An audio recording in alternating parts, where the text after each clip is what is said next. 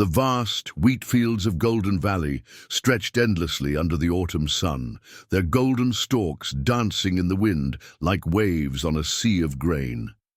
But appearances can be deceiving.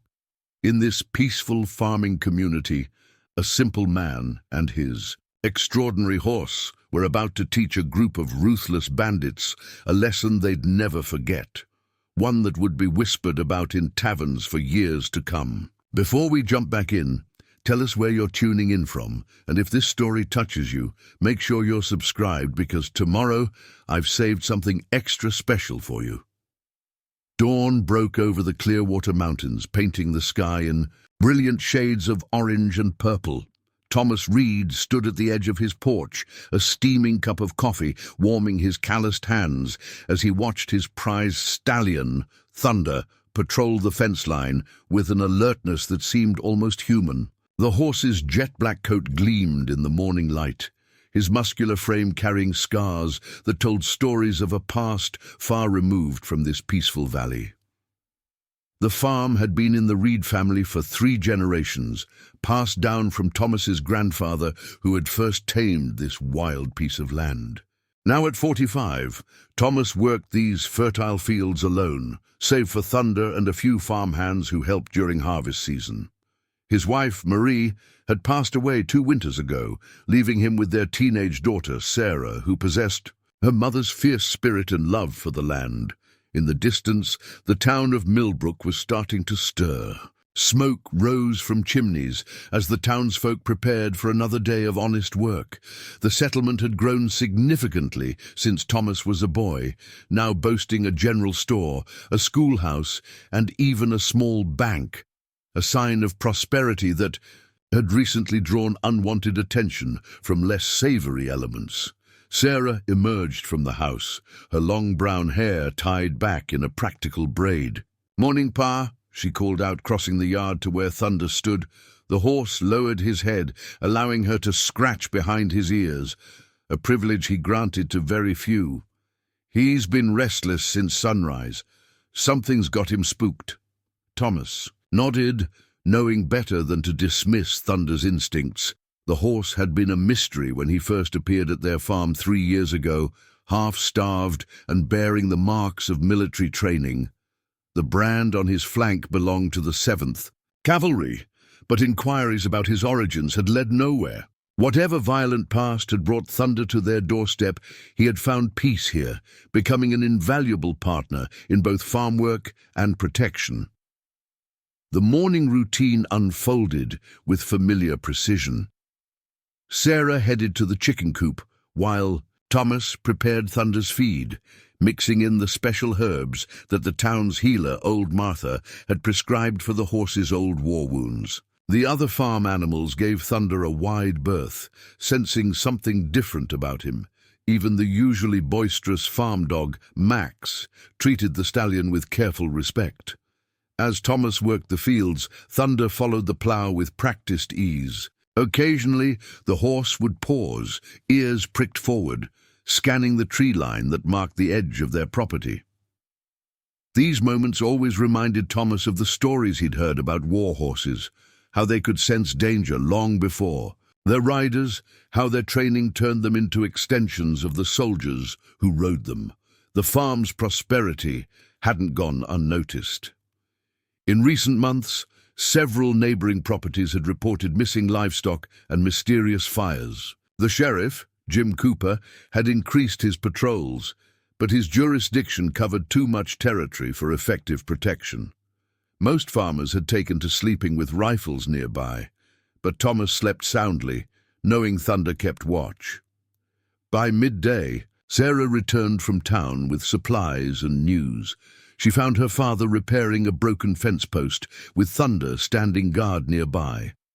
"Mr. Harrison says more strangers have been asking questions about the local farms," she reported, helping to hold the post steady.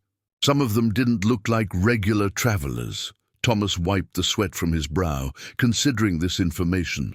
The valley had always attracted its share of drifters during harvest season, but lately the newcomers had a different air about them.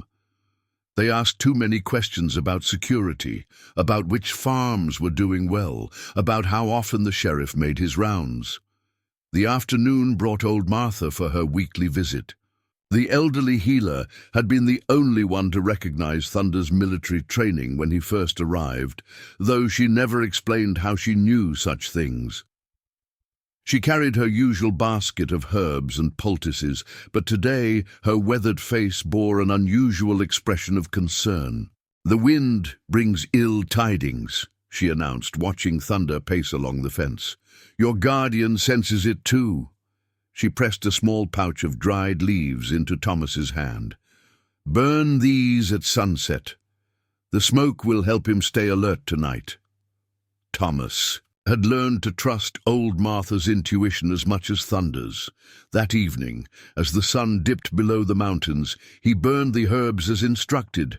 Their pungent smoke drifted across the farm, carrying with it memories of gunpowder and distant battlefields. Thunder stood motionless, nostrils flaring, as if the scent awakened something deep within him. Sarah watched from the porch, absently braiding leather strips into what would become a new set of reins. "Do you ever wonder about his past, Pa? About what he's seen?" Thomas joined her, noting how Thunder's muscles rippled beneath his scarred hide. "Sometimes it's better not to know all of a friend's secrets," he replied. "What matters is who they choose to be now." As night fell over Golden Valley, an unusual quiet settled across the farm. No crickets chirped, no owls called. Even Max had retreated to the barn, pressing close to Thunder's stall. The horse remained standing, ears forward, eyes fixed on the darkness beyond the fence line. In the distance, a single wolf howled, a lonely sound that carried a warning only Thunder seemed to understand. Thomas checked his father's old rifle one last time before heading to bed, making sure it was loaded and within easy reach. Sarah had already retired to her room, though he suspected she was still awake, listening to the heavy silence. Tomorrow would bring what it would bring, but tonight they could rest easy, knowing their guardian stood watch. In his stall, Thunder's ears twitched at every sound, his military training transforming the peaceful farm horse back into the vigilant warrior he had once been. The scars on his flanks seemed to ache with remembered purpose, as if his body knew that soon, very soon, he would need to prove once again why the 7th Cavalry had chosen him for their elite mounted unit. The moon rose over Golden Valley, casting long shadows across the wheat fields. Somewhere in those shadows, darkness gathered, unaware that it was about to meet its match in a farmer and his extraordinary horse. Inside the farmhouse, Thomas retrieved a wooden box from beneath his bed. The brass hinges creaked as he opened it, revealing a collection of items he rarely examined: a folded cavalry flag, several military dispatches, and a worn leather journal. He'd found these items tucked into Thunder's saddlebags when the horse first arrived. Though he'd never read the journal out of respect for its previous owner, he'd kept it safe, knowing someday it might reveal the truth about Thunder's past. A floorboard creaked behind him, and he turned to find Sarah in the doorway. "I saw the light," she explained, settling beside him. Her fingers traced the cavalry emblem embossed on the journal's cover. "Do you think his rider died in battle?"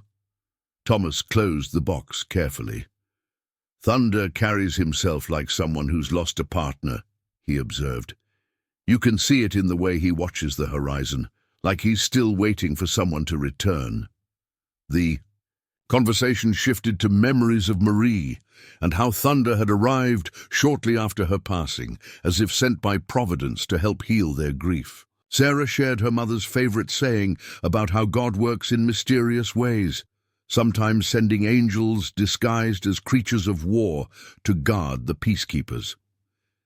In the barn, Thunder's acute senses detected movement at the farm's perimeter.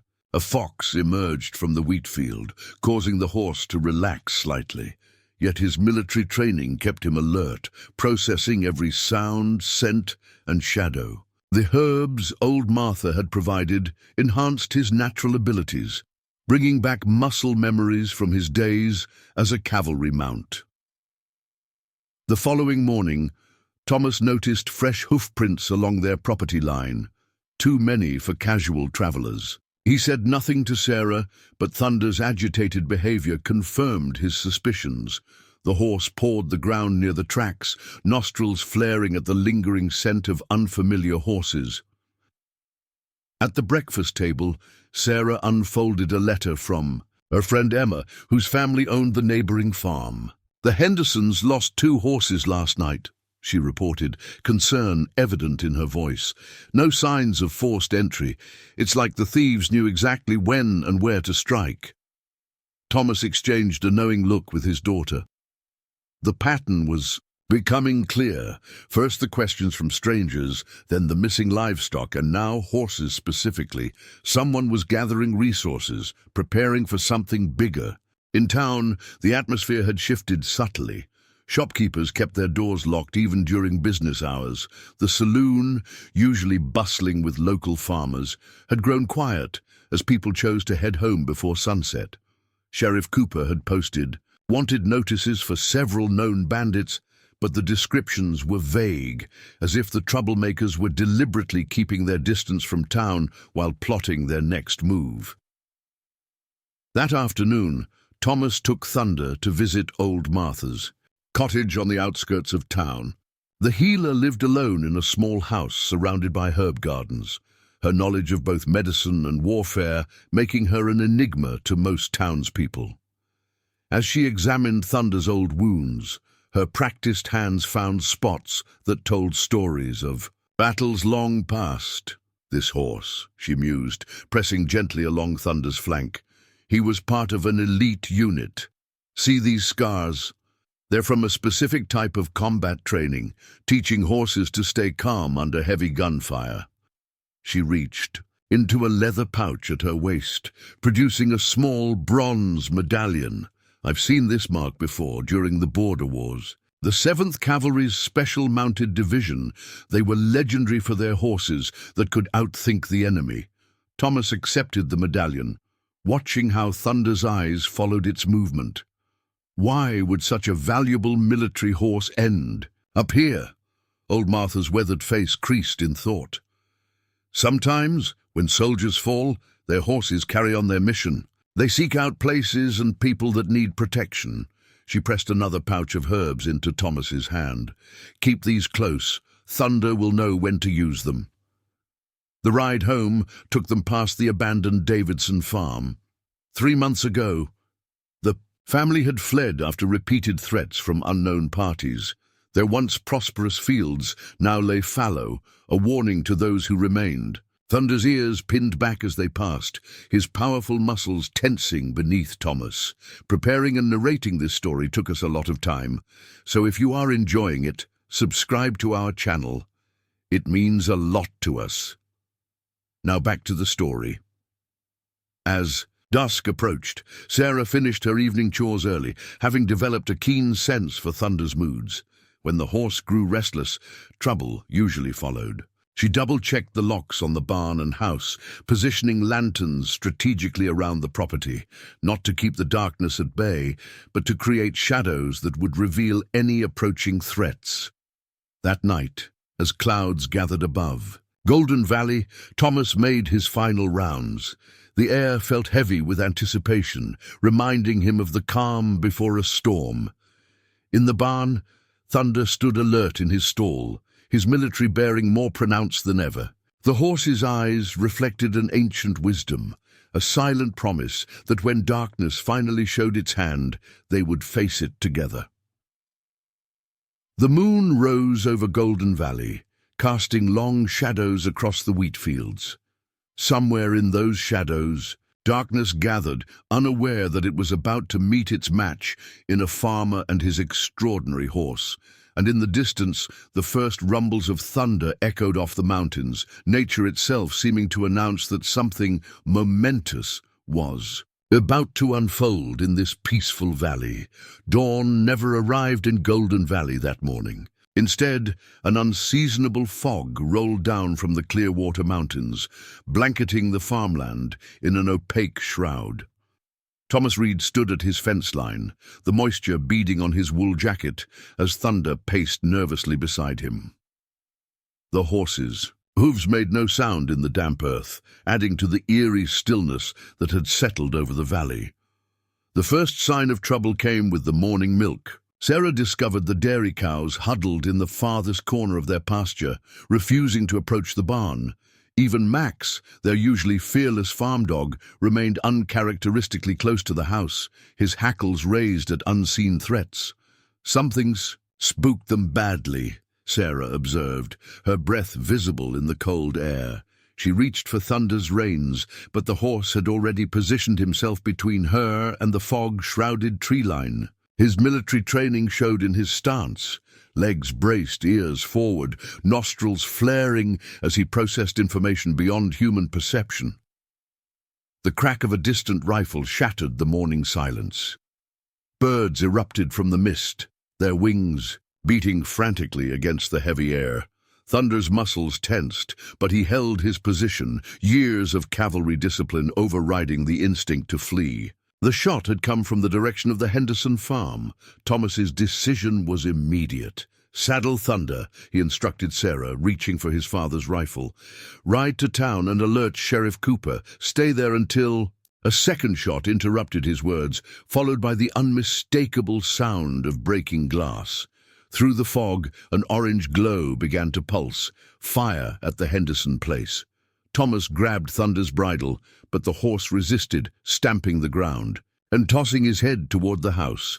Before Thomas could interpret the warning, shadows materialized from the mist. 6 riders emerged, their horses' hooves muffled by the wet earth. Their faces were hidden behind bandanas, but their intentions were clear in the weapons they carried. These weren't the usual opportunistic thieves. Their movements spoke of military precision. "That's far enough," Thomas called out, raising his rifle. Thunder stood rock-steady beside him, his presence lending strength to the farmer's words. The lead rider pulled up, studying Thunder with obvious interest. "That's some horse you've got there," he remarked, his voice carrying an edge of recognition. "7th Cavalry breed, if I'm not mistaken. Long way from home." Sarah appeared in the doorway, her mother's old revolver visible at her hip. The bandits' attention shifted, calculating the threat levels, measuring distances. Thunder's ears pinned back, picking up on subtle cues his military training had taught him to recognize. "We're reasonable men," the leader continued, removing his hat to reveal a face marked by an old cavalry saber scar. "We've got orders to clear this valley, but we're willing to negotiate terms. That horse, for instance. Hand him over, and maybe we can discuss a peaceful resolution." Thomas felt Thunder's muscles bunch beneath his hand. The horse's breathing had changed, becoming measured, controlled. The breathing of a soldier, preparing for combat. "The horse isn't for sale," Thomas replied, "and this valley isn't yours to clear." The leader's cordial demeanor vanished. "Check the barn," he ordered 2 of his men. "The rest of you, secure the house. Anyone resists—" He left the threat unfinished, but his meaning was clear. What happened next occurred so quickly that later accounts would vary. Thunder reared without warning, his iron-shod hooves slashing the air where the leader's head had been a split second before. The man's horse, a young bay stallion, shied violently, throwing its rider into the mud. The other bandits reached for their weapons, but Thunder was already in motion. Years of military drilling took over as the horse executed maneuvers that transformed the peaceful farmyard into a battlefield. He shouldered one rider's mount aside with practiced precision, creating a gap that Thomas exploited with a well-aimed shot, dropping another bandit before he could level his rifle. Sarah's revolver barked twice from the porch, the shots going wide but forcing the remaining riders to seek cover. Thunder spun on his haunches, positioning himself to shield both Thomas and the house. His movements weren't those of a farm horse. They were the calculated responses of a trained war mount protecting his unit. The fallen leader struggled to his feet, drawing a peculiar-looking pistol from his coat. "Stand down, Seven," he commanded, using a name that made Thunder's ears twitch. "You remember the training signals, don't you, boy?" He raised the pistol skyward and fired 3 rapid shots in a distinctive pattern. Thunder's head came up sharply, his body tensing as if fighting against invisible commands. Thomas watched in alarm as his trusted companion battled between ingrained military conditioning and 3 years of built trust. Sarah's voice cut through the tension. "Thunder, home!" she called out, using their simple farm command. The horse's confusion cleared instantly. Whatever hold the military signals might have had, the bond formed with his new family proved stronger. The leader's face contorted with rage. He swung his pistol towards Sarah, but Thunder was faster. The horse lunged forward, teeth bared, catching the man's arm in a savage grip. Bones cracked audibly as Thunder shook his head, displaying close-quarter combat techniques that had made the 7th Cavalry's horses legendary. The remaining bandits fled into the fog, leaving their leader howling in pain. Thunder released the man's shattered arm, positioning himself between the fallen bandit and his family. His sides heaved not from exertion, but from controlled aggression. A warhorse once again. Thomas kept his rifle trained on the injured man while Sarah ran for rope. "Who sent you?" he demanded. "What's this about clearing the valley?" The leader cradled his mangled arm, glaring at Thunder with a mixture of rage and respect. "You've got no idea what's coming," he spat. "That horse, he was part of something bigger than your little farm. The program's being reactivated. They'll never let an asset like him rust away in some peaceful valley." Before Thomas could press for more information, gunfire erupted from the fog. The shots came from multiple directions. The fleeing bandits had regrouped. Thunder reacted instantly, shouldering Thomas toward the house while Sarah provided covering. Fire from the porch.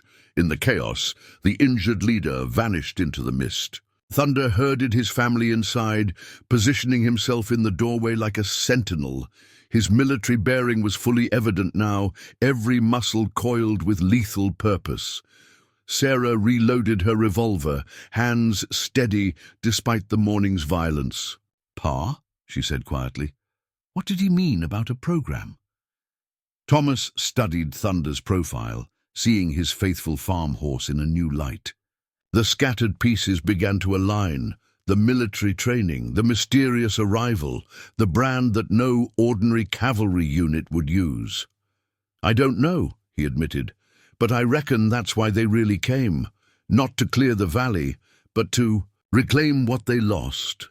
Outside, the fog began to lift, revealing the full extent of the morning's chaos. The farmyard bore the scars of combat. Churned earth, spent cartridges, blood-flecked mud. In the distance, smoke still rose from the Henderson farm, a grim reminder that this was only the beginning. Thunder remained at his post, scanning the tree line with the focus of a trained warrior. Whatever secrets lay in his past, whatever program had created him, his choice was clear. He had found something worth fighting for in this peaceful valley, a family to protect, a home to defend. As if to emphasize this commitment, the horse turned briefly from his watch to press his muzzle against Thomas's shoulder. The gesture was gentle, contrasting sharply with the battle-ready tension in his frame. At that moment, Thomas understood. They had each other now, and together they would face whatever storm was gathering on their horizon. Sarah began tending to the farm's frightened animals, while Thomas checked their ammunition supplies.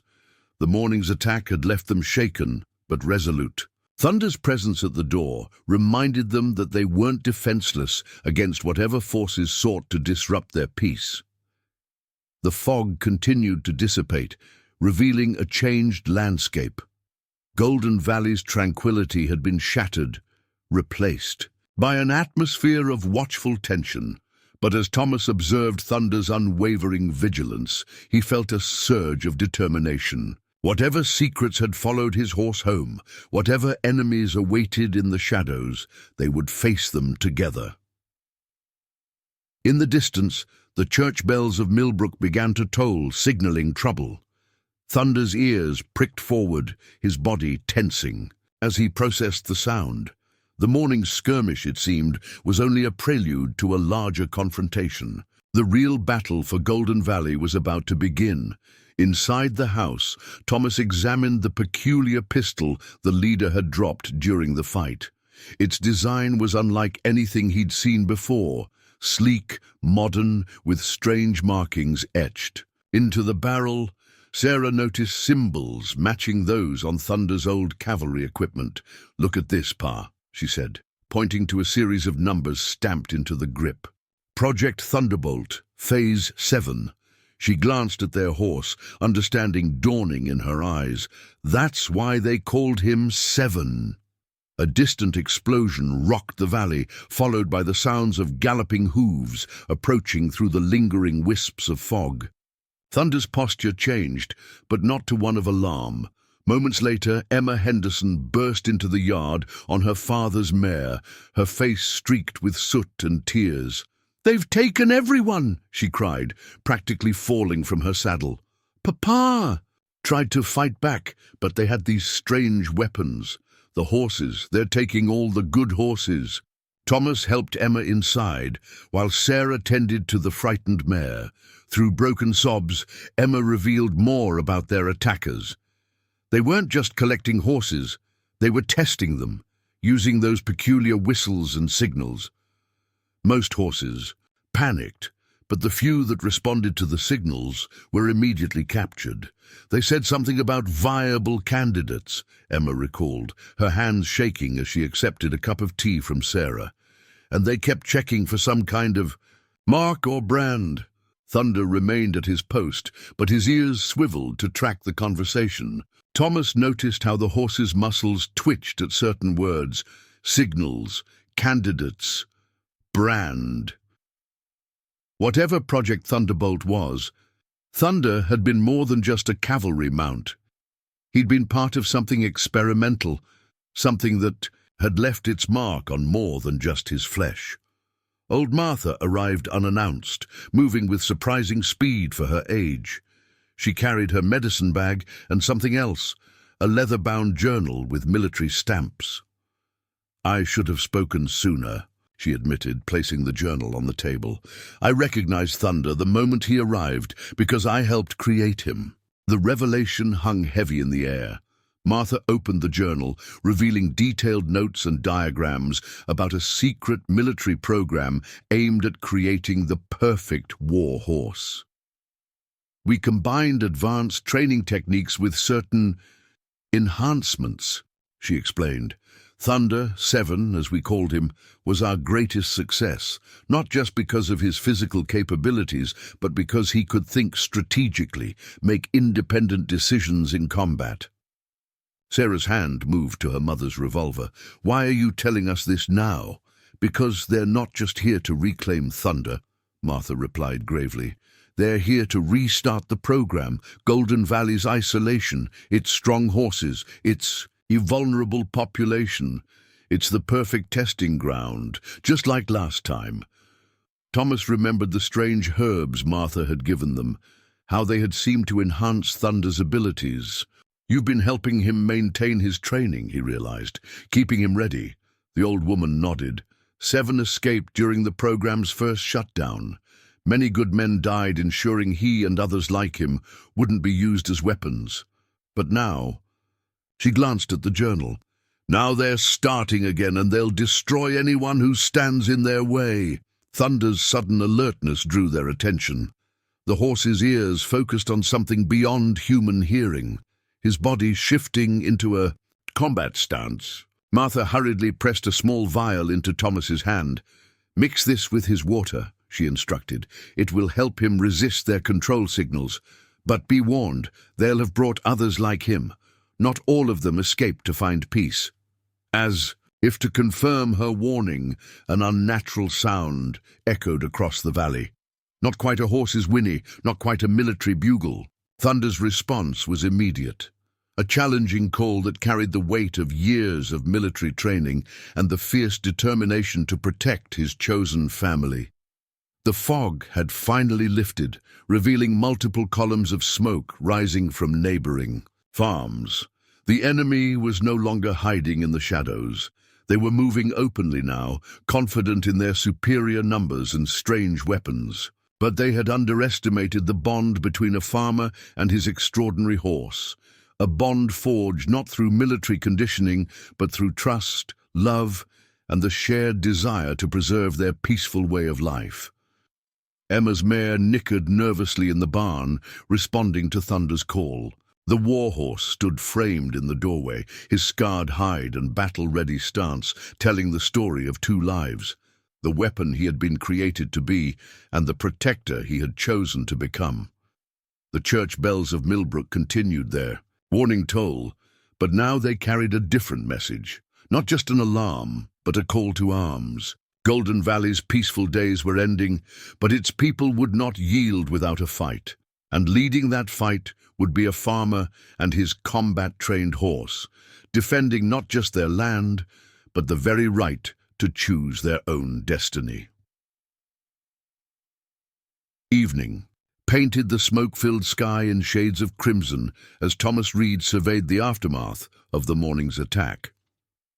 The Henderson farm still smouldered in the distance, its charred beams standing like blackened ribs against the dying light. Thunder walked beside him, each step measured and alert, nostrils flaring at the acrid scent of burned hay and spilled blood. The farmyard bore witness to the morning's violence, deep hoofprints carved into mud, spent cartridges glinting dully, in trampled grass and dark stains that would take more than rain to wash away. But it was the silence that weighed heaviest. No birdsong, no distant lowing of cattle, not even the usual evening chorus of crickets. Golden Valley held its breath, as if nature itself recognized that something fundamental had changed. Inside the house, Sarah tended to Emma's minor wounds, while old Martha brewed a pot of her special tea, not for healing this time, but for courage. The girl's hands still trembled as she recounted more details of the attack on her family's farm. "They had these whistles," Emma explained, her voice hollow. "When they blew them, it was like some horses just changed. Their eyes went strange, and they followed commands like soldiers, the ones that didn't respond."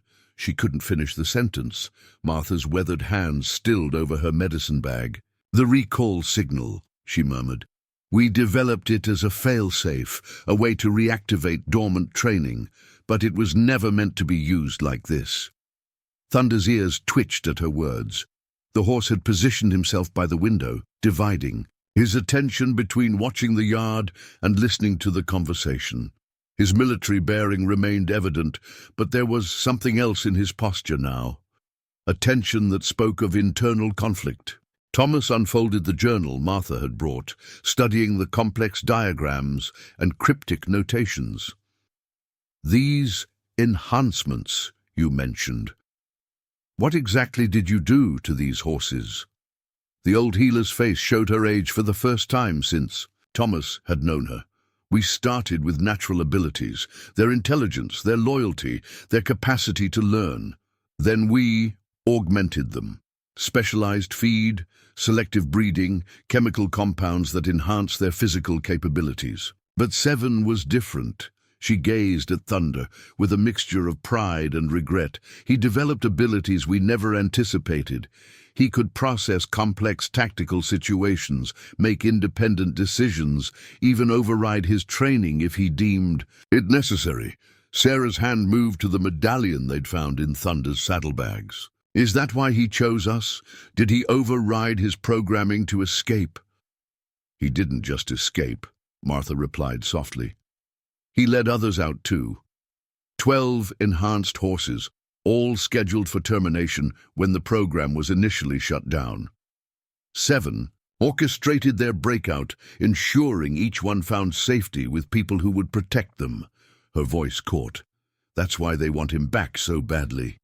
He's not just a successful subject.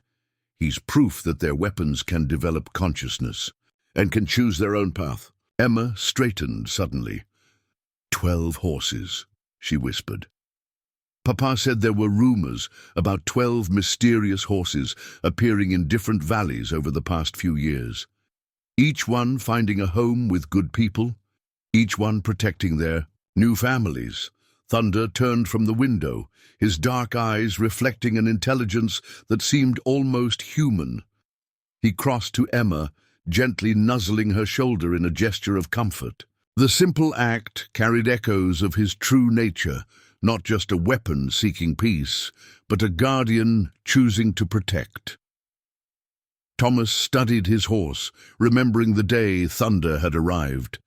The stallion had been exhausted, bearing wounds that spoke of hard travel and violent confrontation. But even then, there had been purpose in his choice. He knew, Thomas realized. He chose this valley because he knew they'd come here eventually. He's been preparing us, Martha nodded gravely. The herbs I've been providing? They weren't just for his old wounds.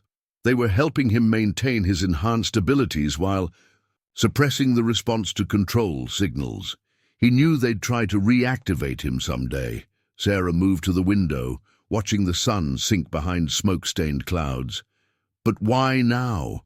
Why here? Because of the railroad, Emma interjected. Papa said there were surveyors in the valley last month. They're planning a new line through the Clearwater Mountains, and Golden Valley is the only viable route.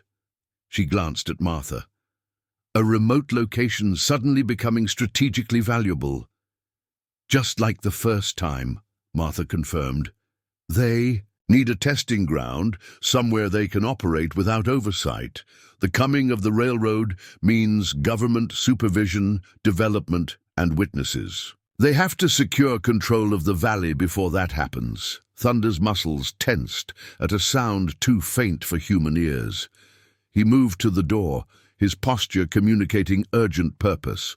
Thomas grabbed his rifle, but Martha raised a hand to stop him. Wait, she instructed. Watch him. This is what made him special.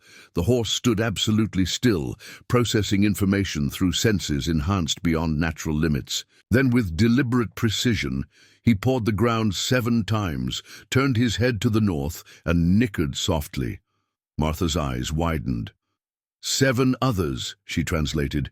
He's sensing 7 other enhanced horses approaching from the north. They're using them to secure the valley's perimeter.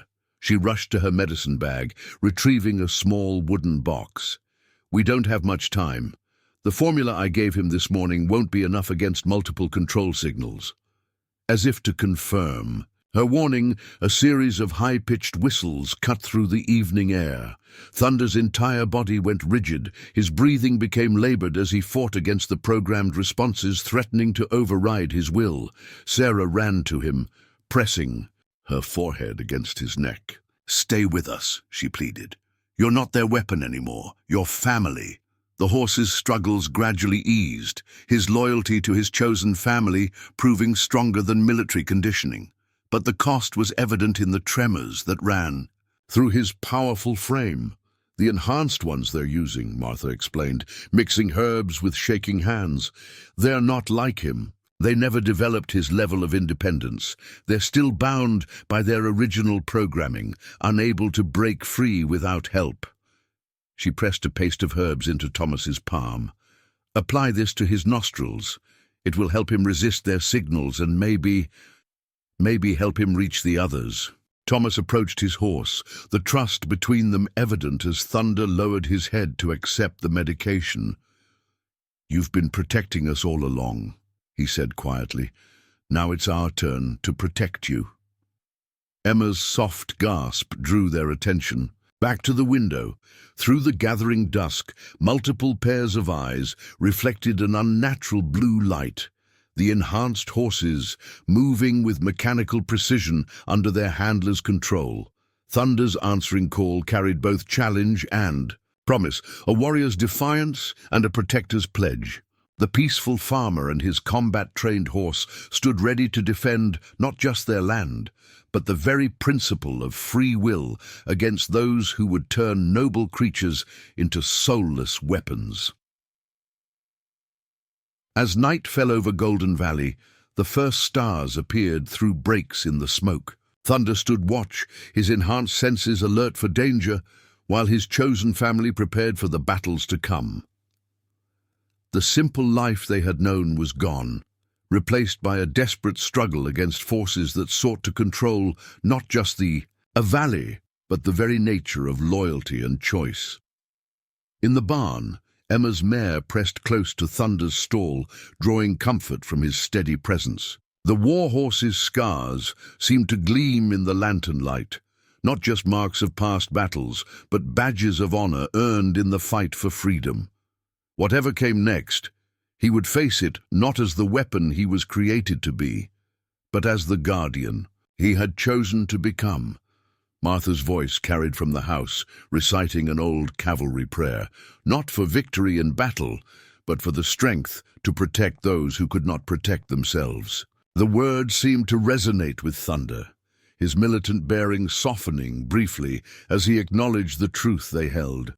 He was no longer Seven, the military asset. He was Thunder, defender of Golden Valley, and he would die before letting them turn him back into a weapon. Sarah retrieved the mysterious journal again, this time focusing on a section she hadn't noticed before. "There's something here about the breeding program," she announced, spreading the pages on the kitchen table. Each enhanced horse came from a specific bloodline, chosen for particular traits.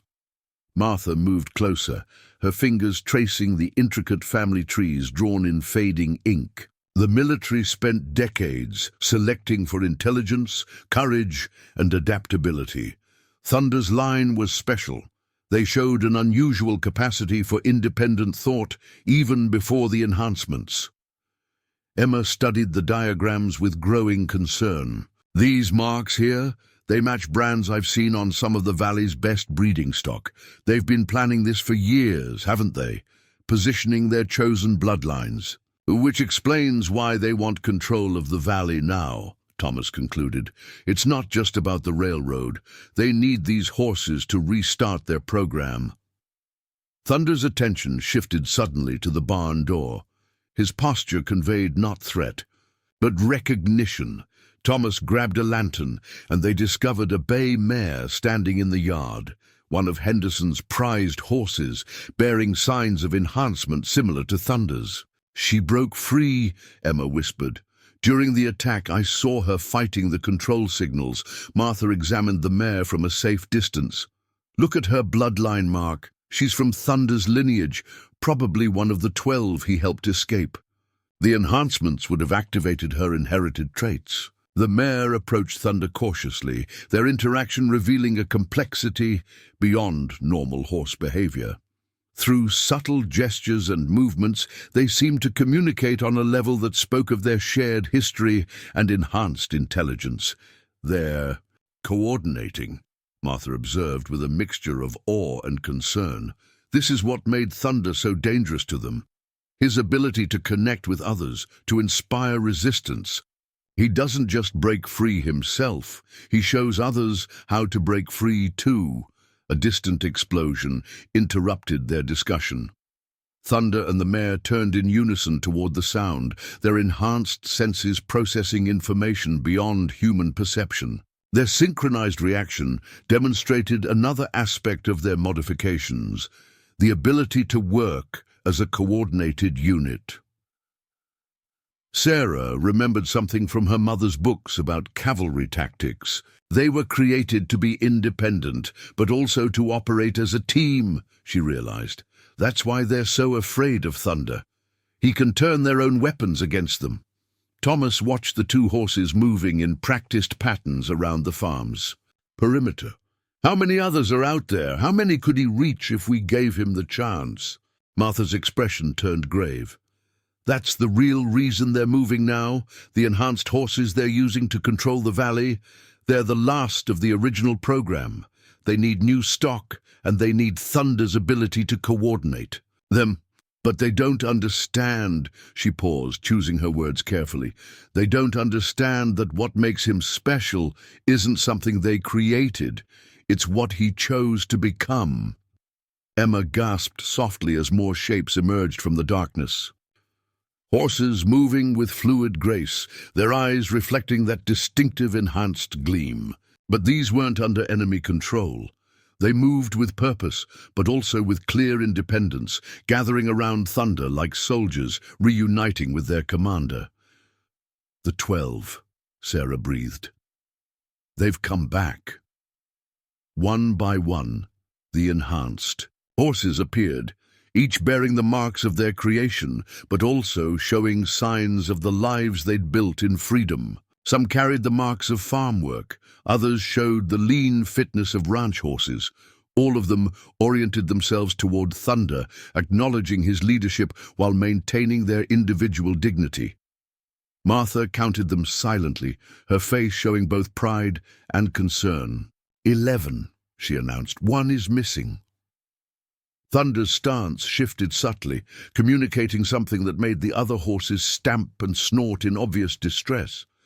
The missing horse wasn't just absent, it had been recaptured, turned back into the weapon it was created to be. As the group of enhanced horses gathered in the farmyard, their presence created an almost electric tension in the air. These weren't just escapees returning to help a former comrade. They were living symbols of the choice between control and freedom, between being weapons and being protectors. Thomas watched them with new understanding. His quiet farm had become ground zero in a conflict that went beyond land rights or military assets. This was about the fundamental right to choose one's own path, to become more than what others intended you to be.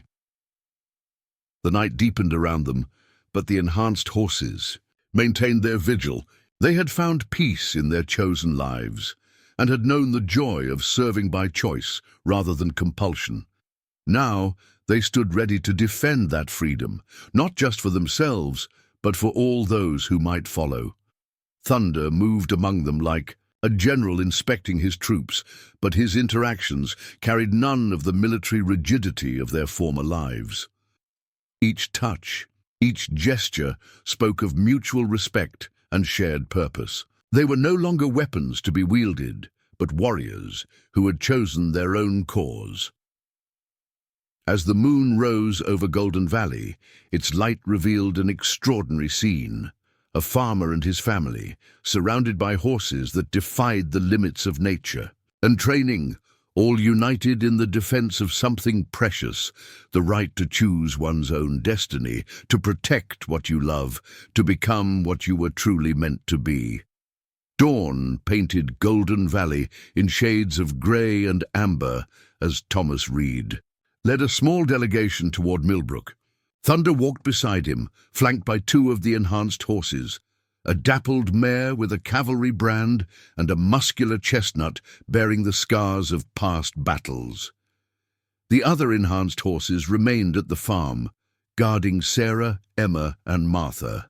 While maintaining a protective perimeter around the property, Sheriff Jim Cooper waited on the steps of his office, his expression darkening at the sight of multiple horses displaying the distinctive signs of military enhancement. His right hand rested near his holster, betraying his unease with the situation. "This had better be good, Reed," Cooper called out, eyeing Thunder with newfound wariness. "Got reports of gunfire, explosions, and now people claiming they've seen ghost horses with glowing eyes." Thomas dismounted, keeping his movements deliberate and non-threatening. "Jim, we need to talk about Project Thunderbolt and what's really happening in the valley." The sheriff's face remained impassive, but a muscle twitched in his jaw. Before he could respond, the door behind him opened, revealing Marcus Whitfield, the railroad's regional superintendent. The man's expensive suit and polished boots seemed out of place in the dusty frontier town. "Fascinating creatures," Whitfield remarked, studying the enhanced horses with unconcealed interest. "Though I believe they're classified as military assets, aren't they? Property of the United States government?" Thunder's posture shifted subtly, not aggressive, but alert. The other enhanced horses mirrored his stance, their synchronized movement demonstrating their tactical training. Cooper's hand tightened on his gun belt. "They're not property, Thomas stated firmly. They're living beings who chose freedom, and right now they're all that stands between this valley and the men trying to turn it into a military breeding ground. Whitfield descended the steps, his manner smoothly professional. Mr. Reed, let's discuss this rationally. I represent significant interests in this region's development. If there's a dispute over land usage, I'm sure we can reach an equitable arrangement. This isn't about land, Thomas countered, retrieving Martha's journal from his saddlebag. It's about this, a secret military program to create enhanced war horses using bloodlines they've been positioning in this valley for years. The railroad survey was just an excuse to reactivate the program. Cooper took the journal, flipping through pages of diagrams and military notations. His expression grew increasingly troubled. These dates, these locations, Jim, this goes back decades. The valley wasn't chosen for its farming potential. It was selected as a breeding site. Whitfield's cordial demeanor slipped slightly. Sheriff, that document is clearly classified military information. I must insist you turn it over immediately.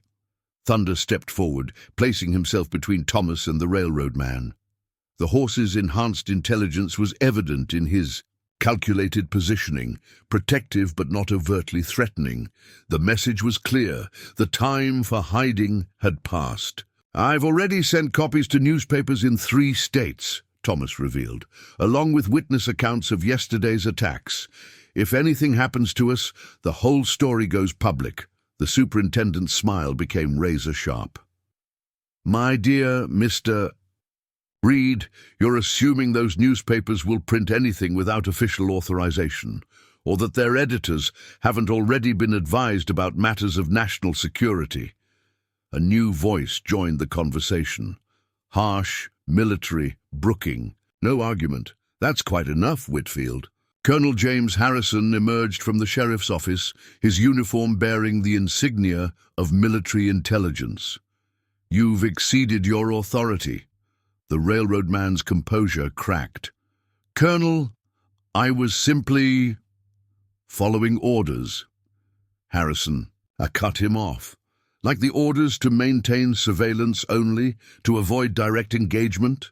His cold gaze swept over the enhanced horses. Now we have 11 rogue assets gathered in one location, drawing exactly the kind of attention we wanted to avoid. Thunder's reaction to the colonel's voice was unexpected.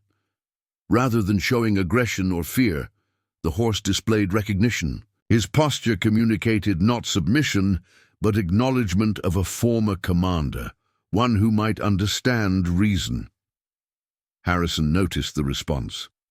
7, he addressed Thunder directly. You were always the best of them, the only one who truly understood the larger mission. He took a step forward, his voice dropping to a tone that carried authority without threat. Stand down. Help us complete what we started. For a moment, Thunder seemed to consider the colonel's words. Then, with deliberate precision, he turned, his back on his former commander, a gesture of clear rejection. The other enhanced horses followed suit, their unified response demonstrating why Thunder had been considered so dangerous to the program. They're not weapons anymore, Thomas stated. They're protectors who chose their own path. The program failed because you never understood the difference. Harrison's expression hardened. Mr. Reed, you seem like a reasonable man. So let me be clear. What you're facing isn't some local land grab or military requisition. Project Thunderbolt was about creating the perfect cavalry mount, horses that could think tactically, operate independently, and force multiply regular troops beyond normal limits. And now you want to start again, Cooper interjected, still holding Martha's journal. Using our valley as your private breeding ground, the colonel's smile held no warmth. Sheriff, surely you understand the stakes. The enhanced horses changed the nature of warfare. Other nations are developing similar programs. We can't afford to fall behind. And the attacks? Thomas demanded. The threats against innocent farmers? Regrettable but necessary, Whitfield answered smoothly. The valley's development needed to be delayed until the program could be properly re-established. The railroad survey provided perfect cover for bringing in specialized personnel and equipment. Thunder's ears flattened at the man's voice, picking up subtleties beyond human perception. The other enhanced horses grew restless, sensing something in the superintendent's manner that set off their tactical instincts. Harrison noticed their reaction. Fascinating, he mused. They've retained their threat assessment capabilities, even after years of civilian life. He focused on Thunder. 7, you've proven our theories correct. The enhancements can be passed down through carefully selected bloodlines. Your escape actually helped us refine the program. Now it's time to come home. The colonel produced a small silver whistle, different from the crude control devices the attackers had used. Thunder's muscles tensed, recognizing a more sophisticated command tool from his military days. But before Harrison could use it, Cooper drew his revolver with surprising speed. "That's far enough, Colonel." The sheriff's voice carried the weight of decades of frontier law. "I've seen enough. These horses are free citizens of my jurisdiction, and I'm placing you under arrest for conspiracy and attempted theft." Whitfield laughed softly. "My dear Sheriff Cooper, you seem to be laboring under some quaint misconceptions about authority. This is a matter of national security. Your jurisdiction doesn't apply." "Maybe not," Cooper agreed, his aim never wavering. "But I reckon even the military has to answer to somebody. And if Mr. Reed's evidence reaches the right people..." The colonel's next words carried a different kind of threat. "Jim, think about your position. The valley needs a strong sheriff, someone who understands progress. Your predecessor didn't, and well, accidents happen in frontier territories." Thunder moved with fluid grace, positioning himself to shield both Thomas and Cooper. The other enhanced horses spread out, creating a defensive formation that demonstrated their retained military training while serving a new purpose: protecting those who stood for justice. The standoff crystallized everything about the conflict in Golden Valley.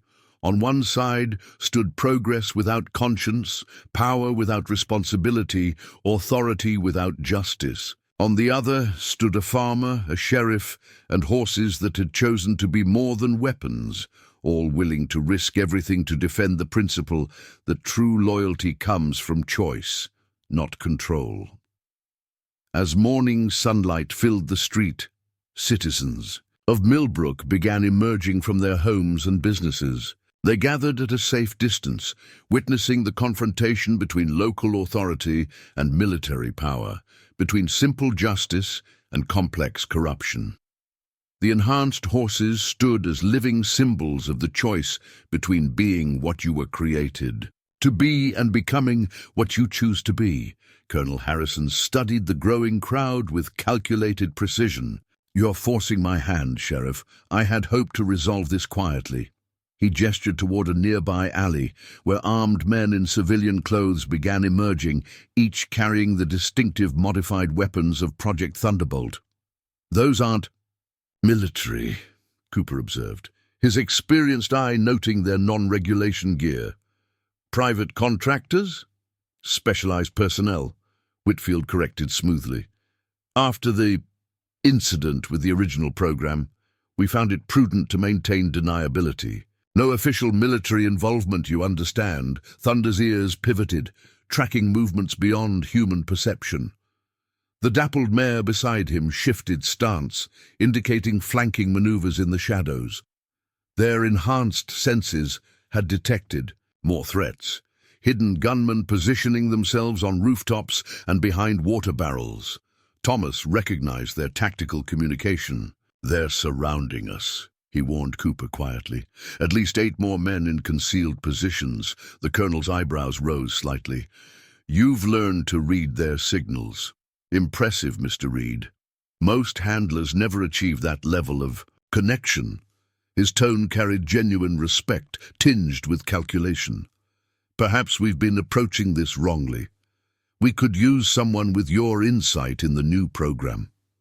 "Not interested in helping you turn more horses into weapons," Thomas replied firmly. "Weapons?" Harrison shook his head. No, you misunderstand. We're creating guardians, protectors with capabilities beyond normal limits.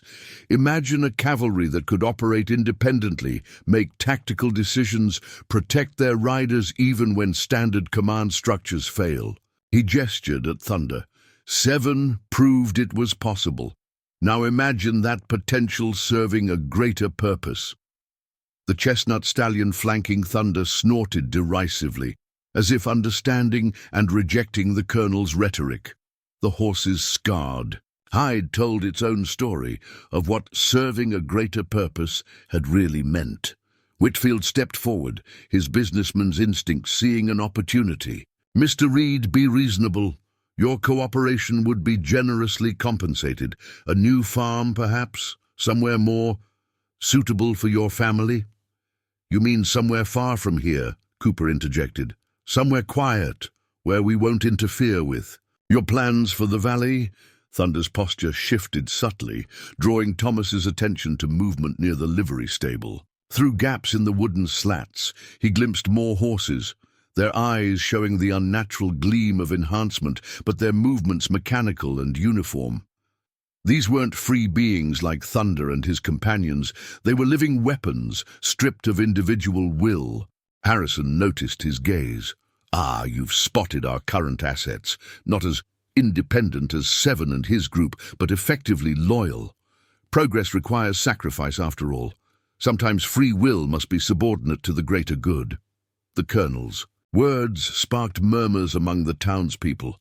They had lived alongside Project Thunderbolt's secret breeding program for years, never suspecting that their prized bloodlines were being cultivated for military purposes. Now they faced losing not just their lands, but their very way of life. Millbrook's elderly blacksmith, Jacob Wheeler, stepped forward from the crowd. Those are Thunderclap's offspring in there, aren't they? My best stallion, the one that died. So mysteriously last spring after your veterinary inspection. More voices joined his as realization spread through the gathering. Stories of suspicious deaths, unexplained accidents, and conveniently timed property sales took on new meaning. The pattern of intimidation and control stretched back further than anyone had suspected. Cooper's grip tightened on his revolver. How many, Colonel? How many good people have you threatened or eliminated to protect your precious program? Casualties were regrettable but necessary, Whitfield answered. Frontier development always carries risks. Accidents happen, properties change hands. It's the natural progression of civilization. Thunder's muscles bunched beneath Thomas's hand, the horse's enhanced intelligence processing the full implications of their words. The other free horses moved closer, their unified presence a stark contrast to the hollow-eyed mounts in the stable. They're not just planning to restart the program, Thomas realized aloud. They're going to clear the entire valley, every farm, every family, anyone who might remember what happened here. Harrison's expression hardened. Sometimes progress requires a clean slate. The valley's strategic value outweighs individual concerns. He produced the silver whistle again. Last chance, Seven. Submit to the program willingly. Help us reclaim the others, and perhaps we can show leniency to your adopted family. Thunder's response came with military precision. He reared. Suddenly, his iron-shod hooves slashing the air where the colonel had been standing. Harrison stumbled backward, dropping the whistle. Before anyone could react, the dappled mare's hoof came down on the device, crushing it to useless fragments. The colonel's mask cracked. "Take them!" he barked. "Lethal force authorized." What followed demonstrated why enhanced horses had changed the nature of warfare. Thunder and his companions moved with coordinated efficiency that bordered on supernatural. They created mobile cover for Cooper and Thomas, their enhanced bodies intercepting bullets, while their tactical training identified and neutralized threats. The townspeople scattered for safety, but not before witnessing something extraordinary. The enhanced horses didn't just fight, they protected. Every movement was calculated to minimize civilian casualties, to contain the violence away from populated areas. They weren't acting as weapons. but as guardians. Inside the livery stable, the controlled horses began responding to the sounds of combat. Their programmed obedience wavered as Thunder's presence stirred dormant instincts. One by one, their mechanical movements became more natural, more independent. Harrison watched his advantage crumble. Whitfield, release the failsafe. Burn it. All if we have to. The superintendent reached for a device in his coat, but Cooper's bullet removed that option. The sheriff's shot echoed through the street, followed by the thud of Whitfield falling. "Enough," Cooper declared, his voice carrying the full weight of frontier justice. "Colonel Harrison, you and your men are under arrest for conspiracy, murder, and crimes against the citizens of Golden Valley." The colonel laughed harshly. "You still don't understand, do you? There is no arrest. There will be no trial. Project Thunderbolt doesn't exist, and neither will any witnesses to this conversation." He raised his hand, signaling to his hidden men, but the guns that emerged from the shadows weren't aimed at Thomas or Cooper. Instead, Harrison's own contractors turned their weapons on him. "Stand down, Colonel," a familiar voice ordered. Old Martha stepped into view, accompanied by more armed men, these bearing authentic military insignia. "The Joint Chiefs send their regards and their apologies for taking so long to clean up this mess." Thunder relaxed his combat stance, recognizing allies. The other enhanced horses followed his lead, their synchronized response demonstrating again why he had been the program's greatest success and its greatest threat. Martha approached her former superior officer, her healer's hands now holding official military credentials. "You forgot the most important lesson of Project Thunderbolt, James. We didn't create weapons. We awakened guardians, and guardians choose what they protect." The aftermath of the confrontation in Millbrook unfolded like a carefully orchestrated military operation. Martha's agents secured the area with practiced efficiency, their movements suggesting years of specialized training. Thomas watched as Colonel Harrison and Superintendent Whitfield were led away in military custody, their carefully constructed web of power dissolving in the morning light. 20 years of counterintelligence work, Martha explained, storing her credentials in a hidden pocket of her healer's bag, tracking the remnants of Project Thunderbolt, protecting the enhanced horses that escaped, ensuring the program could never be restarted. She smiled at Thunder, who stood watchful despite the changing situation, "though I had help from an extraordinary ally." The dappled mare approached Martha, displaying a level of familiarity that suddenly made sense. "This is Grace," the former intelligence officer introduced, "my partner during the original program. She and Thunder were instrumental in orchestrating the escape."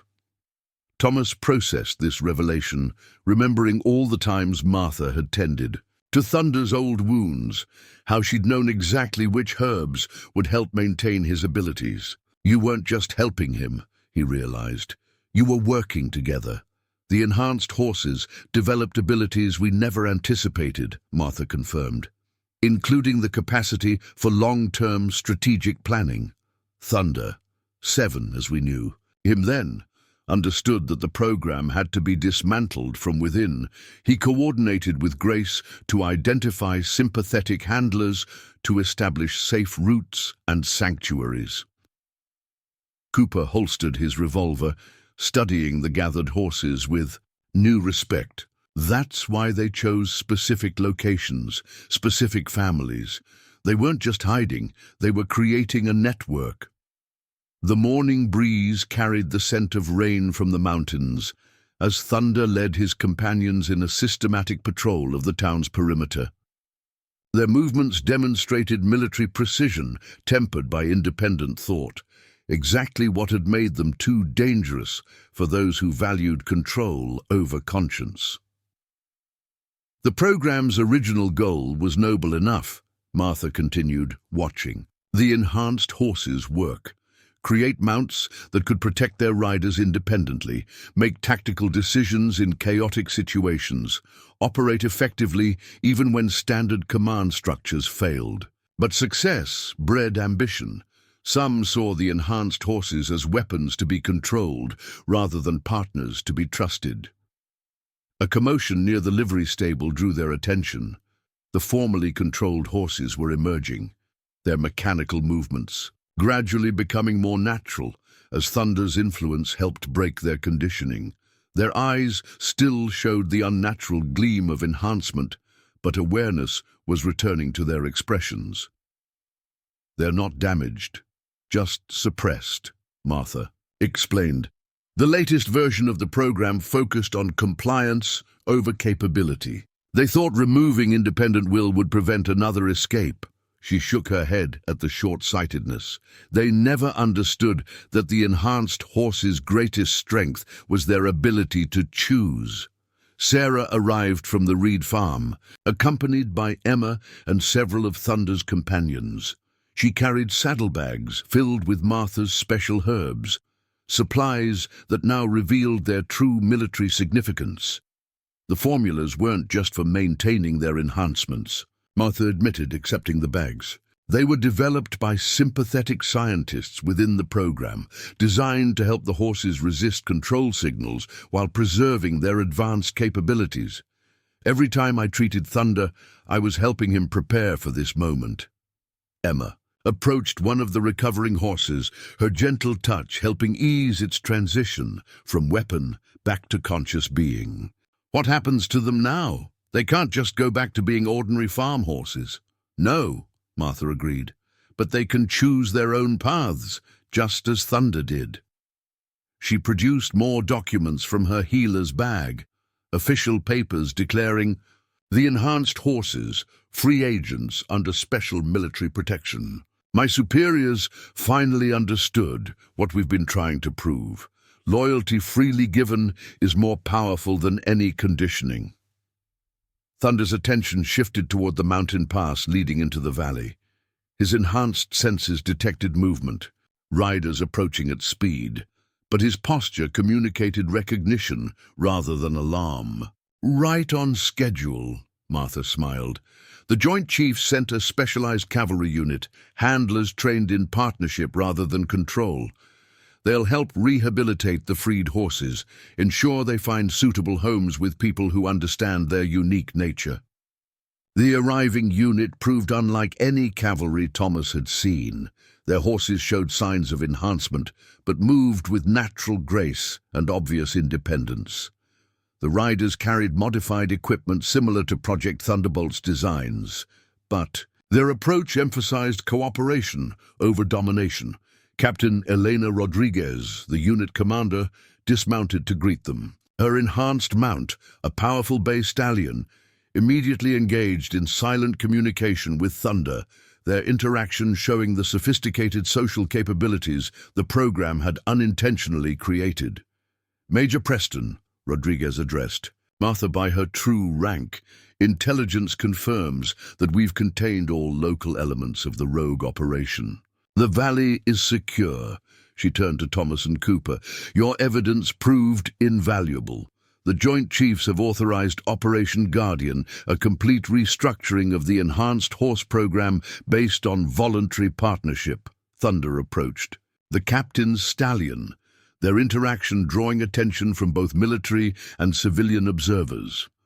The two enhanced horses demonstrated a level of coordinated behavior that suggested not just tactical communication, but genuine strategic planning. "They're exchanging intelligence," Martha explained, noting Thomas's fascination. "The enhanced horses developed their own methods of sharing complex information. It's how Thunder coordinated the original escape and how he's been monitoring potential threats ever since." Sarah watched the horses' silent conference with growing understanding. "That's why he chose our farm, isn't it? The view of the valley, the strategic location, the proximity to town. He wasn't just seeking shelter. He was establishing a defensive position. Your father's reputation for integrity made you ideal allies," Martha confirmed. "Thunder needed partners who would recognize his true nature, who would work with him rather than try to control him. The bond you formed proved that enhanced horses could be more than weapons. They could be true companions, protectors who chose their role.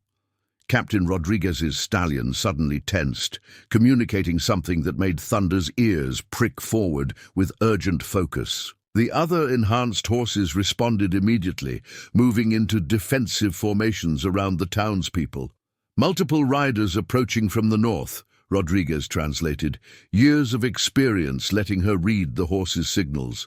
Not military, probably Harrison's private contractors attempting to salvage their operation. Cooper checked his ammunition while Thomas retrieved his rifle. But Martha raised a hand, her expression showing satisfaction rather than concern. "Watch," she instructed. "See what happens when enhanced horses are allowed to fulfill their true purpose."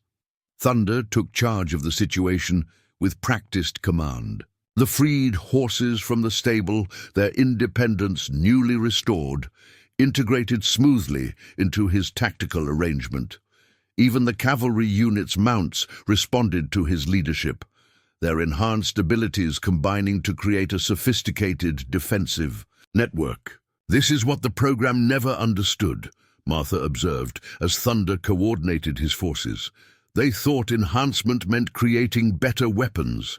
Instead, they created better guardians. The horses' increased intelligence and tactical capabilities naturally led them to protect rather than destroy. The approaching riders soon discovered the flaw in their plans. They found themselves facing not just enhanced horses, but a coordinated force of willing partners, both equine and human, working together to defend their community. The would-be attacker's advantage in numbers meant nothing against Thunder's strategic brilliance and his companions' synchronized response. "Outstanding," Captain Rodriguez commented as the contractors surrendered to her troops. "Seven's reputation was well earned. I've never seen enhanced horses coordinate so effectively." With minimal handler input, Thunder returned to Thomas's side, his bearing proud but not arrogant. The horse had demonstrated his military capabilities while staying true to his chosen role as protector. His example had helped free others from conditioning, showing them a better way to use their enhanced abilities. Martha watched the scene with evident satisfaction. Project Thunderbolt's original sin was assuming control was necessary for success. Thunder proved that true partnership yields better results than any amount of conditioning. These horses aren't just following tactical protocols, they're choosing to protect what they value. The morning sun climbed higher over Golden Valley as military and civilian authorities began the complex process of documenting Harrison's crimes and securing evidence. But Thomas's attention remained on Thunder, understanding finally the full weight of trust the horse had placed in his family. "What happens now?" he asked Martha. "Will they try to reclaim him for the new program?" The intelligence officer shook her head. "Thunder's status is unique. He's officially classified as an independent military consultant, free to choose his own assignments and associations." She smiled at his surprise. The paperwork was interesting, but the Joint Chiefs agreed. His contribution to national security is best served by letting him remain exactly where he chose to be. Thunder's gentle nudge against Thomas's shoulder carried layers of meaning: trust, partnership, and the unshakable bond between a farmer and his extraordinary horse. They had faced the shadow of Project Thunderbolt together and emerged not just victorious, but vindicated. The enhanced horse had proved that the greatest power lies not in control, but in the freedom to choose one's own path. Captain Rodriguez's team began establishing a temporary command post in Millbrook's town hall. Maps of the valley were spread across tables marked with locations of known Project Thunderbolt facilities and suspected contractor hideouts. The enhanced horses contributed to the tactical planning, their sophisticated understanding of terrain and strategy proving invaluable. "The program's reach went deeper than we initially suspected," Rodriguez explained, pointing to several marked locations. They weren't just breeding enhanced horses here. They were creating an entire infrastructure, hidden training facilities, underground laboratories, supply caches. Emma studied the maps with growing concern. The cave system near our farm, Papa always said it felt wrong, like it had been altered. She traced a line along the mountain ridge. There were times we'd hear strange sounds at night, see lights where there shouldn't be any. Martha nodded grimly. Harrison's team used the natural caves as cover for their operations. The railroad survey was meant to help them expand their facilities before going fully operational. She pulled out another document from her healer's bag. But they didn't count on having an inside observer. The paper revealed detailed sketches of the cave modifications, along with notes about personnel movements and equipment deliveries. The handwriting matched that in Thunder's original military journal. Grace made these, Martha explained, patting the dappled mare's neck. While playing the role of a simple farm horse, she was gathering intelligence. The enhanced horses perfect. Memory and heightened observation skills make them exceptional spies when they choose to be. Sarah remembered something. The herbs you gave Thunder each month, they had different scents, different effects. You were testing their properties, weren't you? Helping develop countermeasures against the control signals. The enhanced horses. Biology is unique, Martha confirmed. Their heightened capabilities come with specific vulnerabilities. The herbs help protect them while maintaining their advantages. She smiled at Thunder. Though Seven here helped us perfect the formulas, his ability to communicate precise effects was revolutionary. Cooper joined them, having finished coordinating with his deputies. Town's secure, but we're getting reports of movement in the high pastures. Seems some of Harrison's men are trying to salvage what they can from their hidden facilities. Thunder's ears pricked forward at this news. He exchanged looks with Grace and Captain Rodriguez's stallion, their silent communication carrying clear purpose. Within moments, the enhanced horses had organized themselves into search teams, integrating regular cavalry mounts into their tactical pattern. Remarkable, Rodriguez observed. They're adapting standard military search protocols to account for both enhanced and normal horses' capabilities. Seven's command style emphasizes each unit's strengths while compensating for limitations. Thomas watched as Thunder coordinated the operation. He's been teaching them, hasn't he? All these years, he's been preparing them for this moment. Not just teaching, evolving, Martha corrected. The enhanced horses' neural networks continue developing throughout their lives.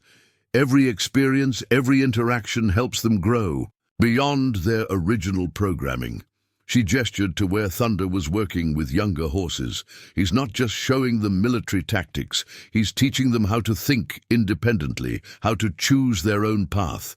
The sound of hooves on packed earth announced the arrival of more military personnel, this time accompanied by scientists wearing civilian clothes but carrying official credentials. They approached Thunder with professional interest, but maintained a respectful distance. The Joint Chiefs want to understand how Seven achieved such advanced development, Martha explained.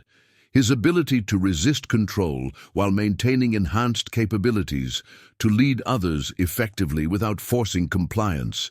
It's unprecedented. Dr. Elena Chen, the lead researcher, observed Thunder's interactions with obvious fascination. The neural mapping is extraordinary, she commented, reviewing data on a portable device. He's not just breaking conditioning, he's actively helping others rebuild their neural pathways. The therapeutic implications alone are less important than their right to choose, Thomas interjected firmly. The scientist smiled, surprising him. Exactly, Mr. Reed. That's precisely what we're here to study. Seven has proven that voluntary cooperation produces better results than forced compliance. The next generation of the program will be based on partnership, not control. Thunder approached. The research team, his manner both cooperative and clearly independent. He allowed basic measurements and observations, but maintained obvious boundaries. When one assistant moved too quickly with a measuring device, the horse's quiet snort conveyed clear meaning. Participation would be on his terms. "He's teaching us too," Dr. Chen noted appreciatively, "showing us how to work with enhanced horses as equals rather than test subjects." She turned to Martha. "Major Preston, your reports were right. We've been approaching this backwards for years." Sarah, who had been quiet during this exchange, suddenly pointed to the maps. "These marks here, they're not just showing facilities, they're showing escape routes, aren't they? Places where horses could be hidden, people who could be trusted." Martha examined the markings with new understanding. "You're right. Seven wasn't just planning for conflict. He was preparing for the aftermath, ensuring that no matter what happened, there would be safe paths for others to follow." A commotion from the search teams drew their attention. One of Rodriguez's patrols had returned with evidence, documents showing Project Thunderbolt's true scope. The papers revealed a network stretching across multiple states, with Golden Valley as just one component of a larger operation.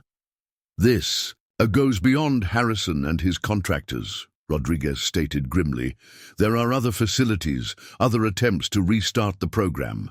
Thunder's response was immediate and clear. He gathered his core team of enhanced horses, their synchronized movements indicating complex tactical planning. The message was obvious. They would help dismantle the entire network, ensuring no other horses would be turned into unwilling weapons. "I'll need to coordinate with command," Rodriguez began, but Thunder was already ahead of her. The horse approached Captain Stallion, initiating a rapid exchange of tactical information. Within minutes, the enhanced horses had organized themselves into long-range patrol units, ready to help track down remaining Project Thunderbolt elements. "This is why they feared him," Martha remarked proudly. "Not just his abilities, but his capacity to inspire others, to show them a better way." She handed Thomas a special set of credentials. "The Joint Chiefs want you to continue working with Seven. Your partnership demonstrates everything the program should have been from the start." Thomas looked at Thunder, seeing not just a remarkable military asset or even an enhanced horse, but a true partner who had chosen to share his extraordinary gifts. The horse's gentle acknowledgement carried the weight of their shared journey, from simple farmer and mysterious stallion to something far more profound. The morning's events had transformed Millbrook from a quiet frontier town into the front line of a new approach to military innovation. But as Thomas watched Thunder coordinate both enhanced and regular horses, he understood that the real victory wasn't in military advantage. It was in proving that true strength comes not from control or enhancement, but from the freedom to choose one's own destiny. The afternoon sun cast long shadows across Golden Valley as the military crews began exploring the hidden facilities beneath the Henderson farm. Thomas stood at the cave entrance, watching as years of secrets emerged into daylight. Thunder remained by his side, the horse's enhanced senses monitoring both the underground activity and the surrounding wilderness. Dr. Chen's team had set up a temporary research station near the cave mouth, their equipment mixing strangely with the rural setting. The scientist's initial skepticism had transformed into genuine amazement as she documented Thunder's interactions with both enhanced and regular horses. "Look at this neural activity pattern," she exclaimed, showing Thomas a complex display. "He's not just communicating tactics, he's actually teaching them how to resist control signals. It's like watching someone explain the concept of free will." Emma, who had been helping document the recovered evidence, approached with a leather-bound journal different from the ones they'd found earlier. "Dr. Chen, I think you should see this.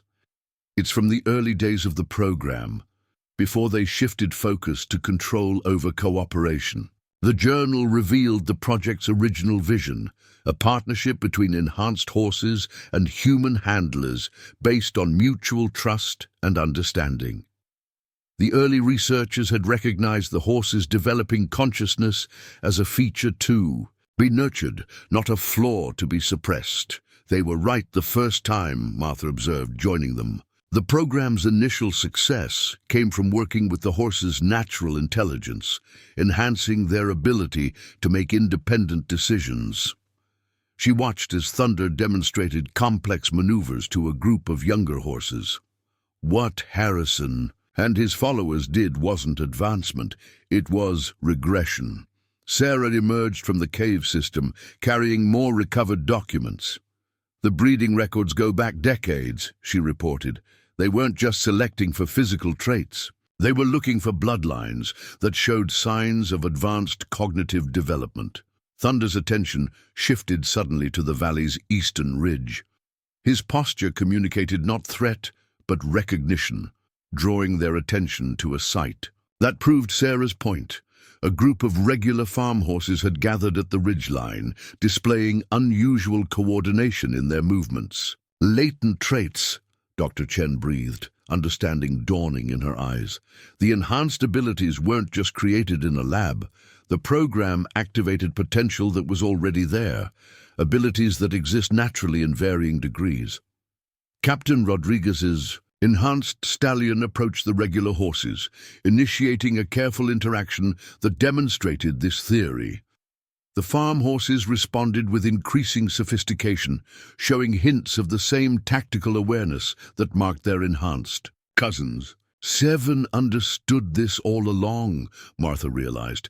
That's why he chose this valley, these specific farms. He wasn't just hiding, he was protecting bloodlines that carried the potential for natural enhancement. Thomas remembered Thunder's behavior over the past 3 years, how he'd influenced the local horse population, subtly guiding their development without any artificial intervention. He's been gentling the transition, Thomas understood, helping them evolve at their own pace, in their own way. The revelation sparked intense discussion among the scientists and military personnel. Chen's team began documenting interactions between enhanced and regular horses, noting patterns that suggested a form of natural knowledge transfer. This changes everything, the scientist declared. We don't need elaborate facilities or control mechanisms. The enhanced horses themselves are the key to advancing the program, as teachers, not test subjects. Thunder's response to this statement was remarkable.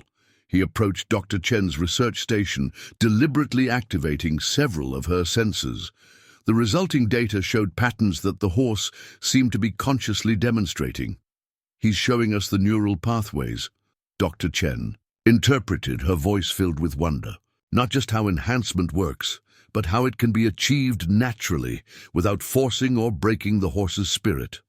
Emma's mare, who had shown increasing signs of latent enhancement, joined Thunder's demonstration. Under his guidance, she began displaying more sophisticated behaviors, her natural abilities awakening through cooperation rather than conditioning. It's like watching someone learn a language they already knew but had forgotten, Sarah observed. The process was gentler than the military's forced enhancement, allowing each horse to develop at its own pace while maintaining its individual personality. The implications extended beyond military applications. Rodriguez's cavalry unit reported similar awakening of abilities in their regular mounts, achieved through partnership rather than artificial enhancement. The horses were choosing to develop their capabilities, motivated by trust rather than conditioning. Martha's expression showed both pride and remorse. "We cause so much unnecessary suffering," she admitted. The answers were there all along, in the horses' natural abilities and their willingness to work with us as partners.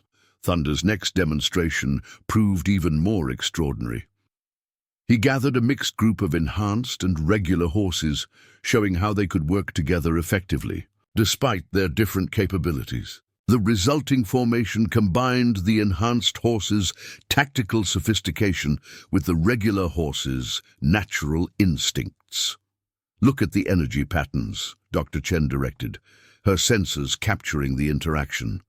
The enhanced horses aren't just leading. They're amplifying the natural abilities of the others. It's like they're creating a neural network across the entire herd. Thomas watched as Thunder coordinated this impromptu training session, understanding finally the full scope of what his horse had been working toward. He's building something new, Thomas realized. Not weapons or assets, but a community where every horse can reach its full potential naturally. The afternoon's revelations had drawn more observers from town. Farmers who had initially feared the enhanced horses now watched in fascination as their own animals displayed awakening abilities. The horse's natural intelligence, given freedom to develop without forced conditioning, proved more remarkable than any artificial enhancement. Captain Rodriguez conferred with her superiors via secure radio, her expression growing increasingly positive. "Command is impressive," she reported. They authorized a complete restructuring of the program based on Seven's methods. No more forced enhancement, no more control protocols, just partnership and natural development. Dr. Chen's team began documenting Thunder's teaching techniques, amazed by the sophistication of his methods. "He adapts his approach for each horse," she noted. "Some need more guidance. Others just need freedom to discover their own capabilities. He's not creating copies of himself. He's helping each one find its own path." The implications extended beyond military concerns. Farmers began sharing stories of unusual intelligence in their horses, instances of problem-solving and cooperation that had seemed remarkable but natural. Thunder's influence had been subtle but profound, preparing the valley's horses for this moment of awakening. Martha watched the proceedings with evident satisfaction. "This is what the program should have been from the start," she declared. "Not forcing change, but nurturing potential. Not creating weapons, but awakening partners." As evening approached, Thunder gathered his core group of enhanced horses for a final demonstration. Their synchronized movements showed both military precision and natural grace, proving that enhancement didn't have to mean losing individual spirit. The day's events had transformed understanding of both enhanced and regular horses. What had begun as a military project focused on control had evolved into something far more profound, a demonstration of the extraordinary potential that exists naturally in all horses, waiting only for the right partnership to help it flourish. Thomas observed Thunder's continued work with the valley's horses, understanding that this was just the beginning. His extraordinary horse had not just saved the valley from Project Thunderbolt's darker ambitions. He had shown a better way forward, where advancement came through cooperation rather than control, and where every horse was free to choose its own path to excellence. The gathering dusk brought new visitors to the Henderson farm. Word had spread through neighboring valleys, drawing curious ranchers and horse trainers who had noticed similar patterns of awakening intelligence in their own stock. Among them was James Blackwood, a renowned horse whisperer whose methods had always seemed unusually effective. "I've been watching my horses develop abilities I couldn't explain," Blackwood admitted, studying Thunder's interaction with a young colt. They'd solve problems in ways that seemed impossible, show awareness beyond normal limits. Now I understand. They were naturally enhanced, responding to gentle guidance rather than forced training. Dr. Chen's team quickly incorporated Blackwood's observations into their growing database. His detailed records of horse behavior provided crucial evidence that natural enhancement had been occurring quietly across the region, guided by Thunder's subtle influence. "The neural patterns are consistent," Dr. Chen announced, comparing readings from various horses. "Each shows signs of enhanced development, but the changes are stable, integrated naturally into their existing personalities." She gestured to her displays. Unlike the forced enhancements, which created obvious spikes and irregularities, these patterns suggest healthy evolution of latent abilities.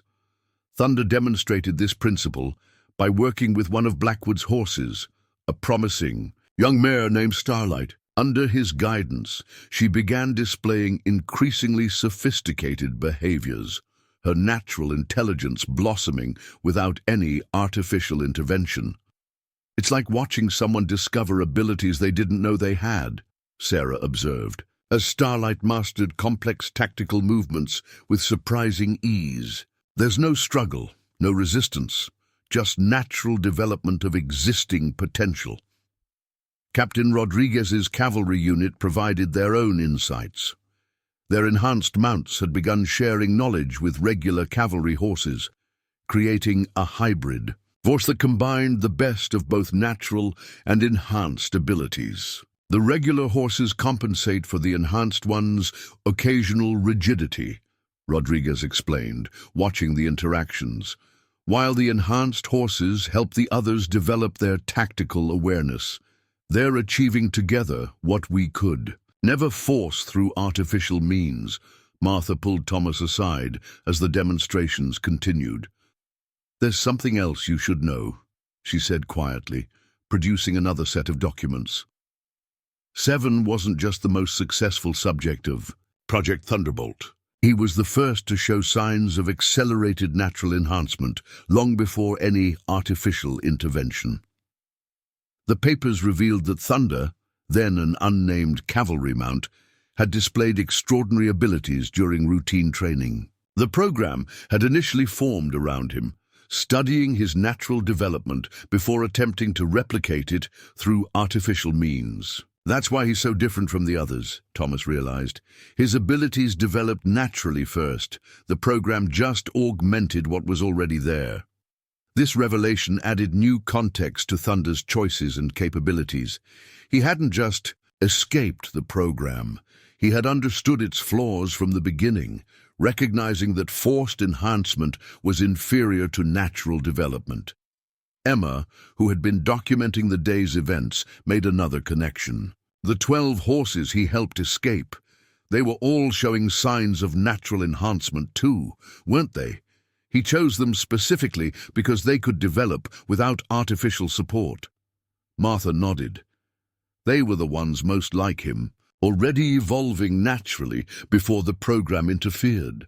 Seven knew they could recover their true potential if given freedom and proper guidance. The evening's demonstrations had drawn an unexpected observer, Senator Catherine Wells, head of the Military Oversight Committee.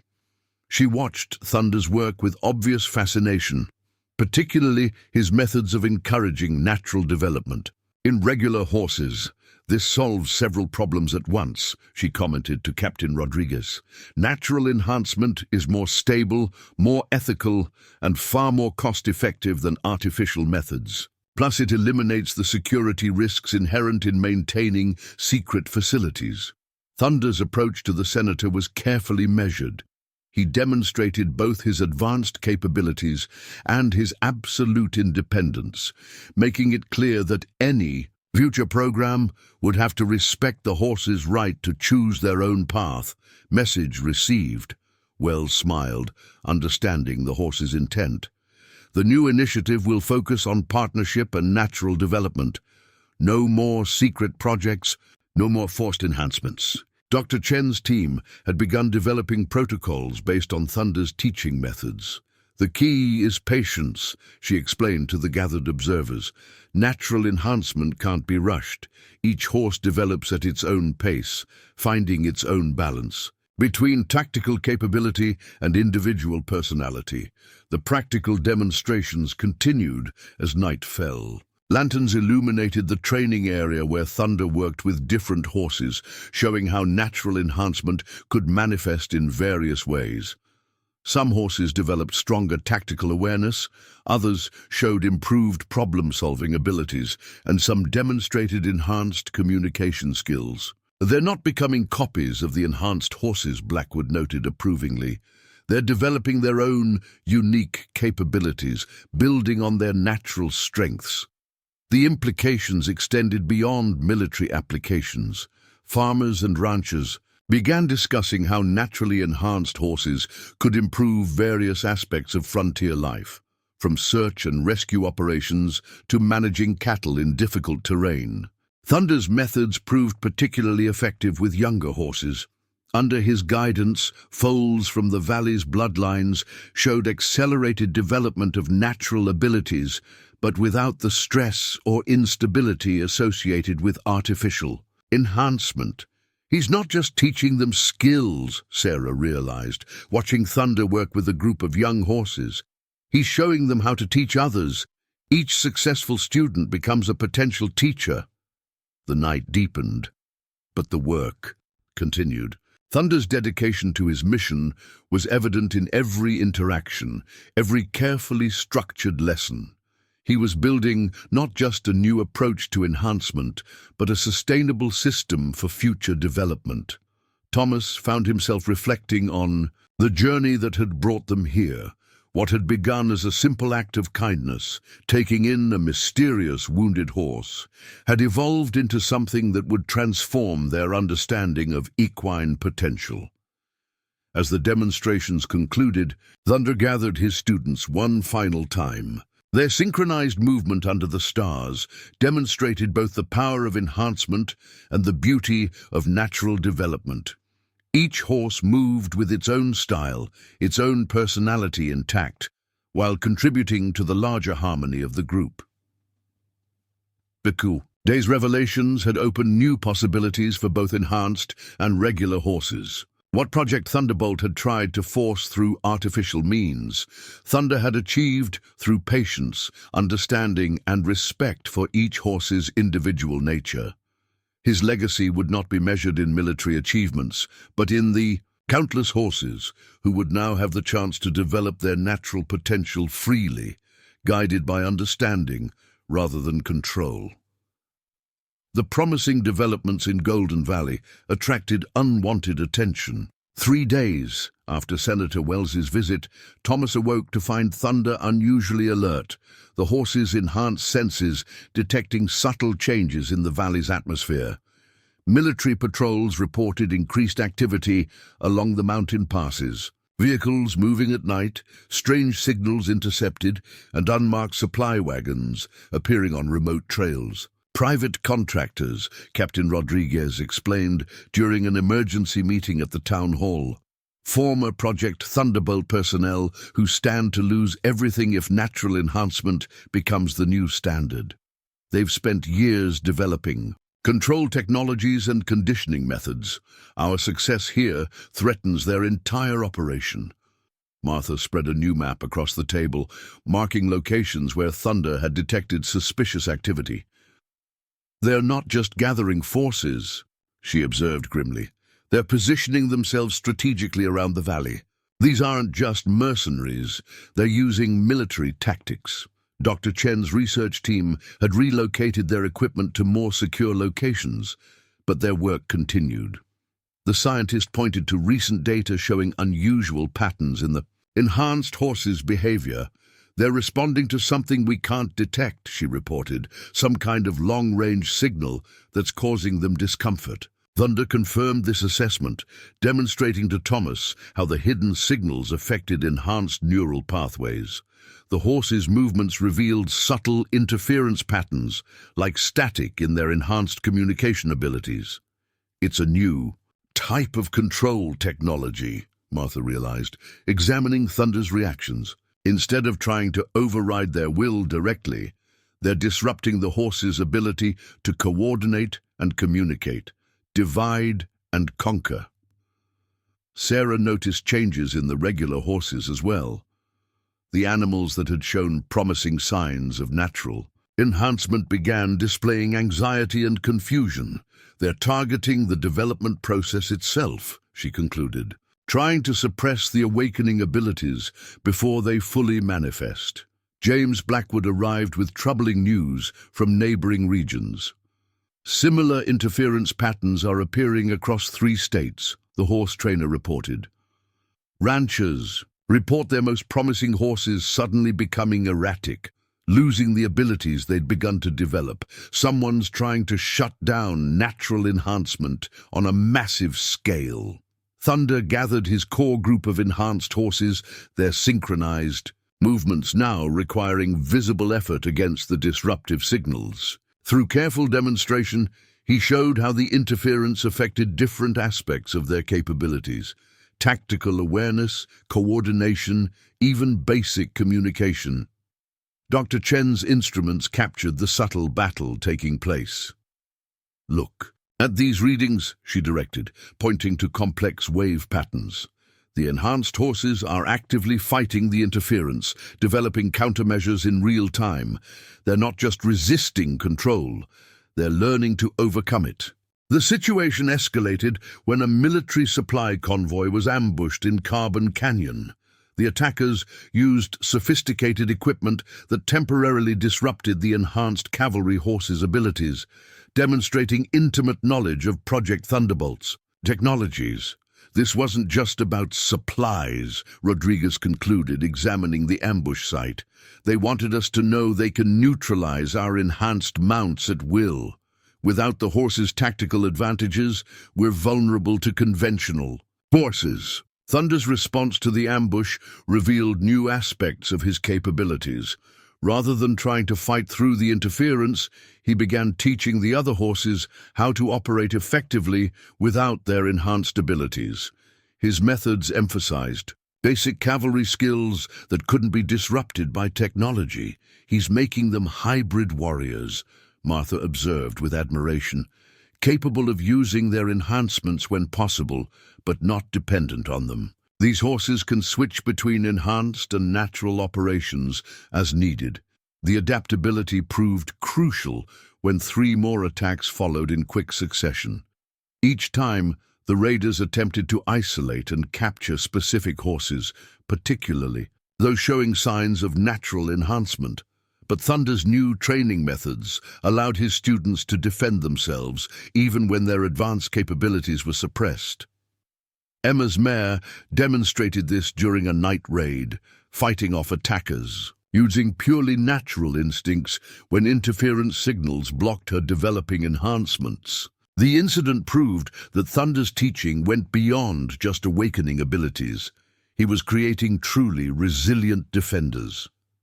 Senator Wells returned unexpectedly, this time accompanied by military intelligence officers.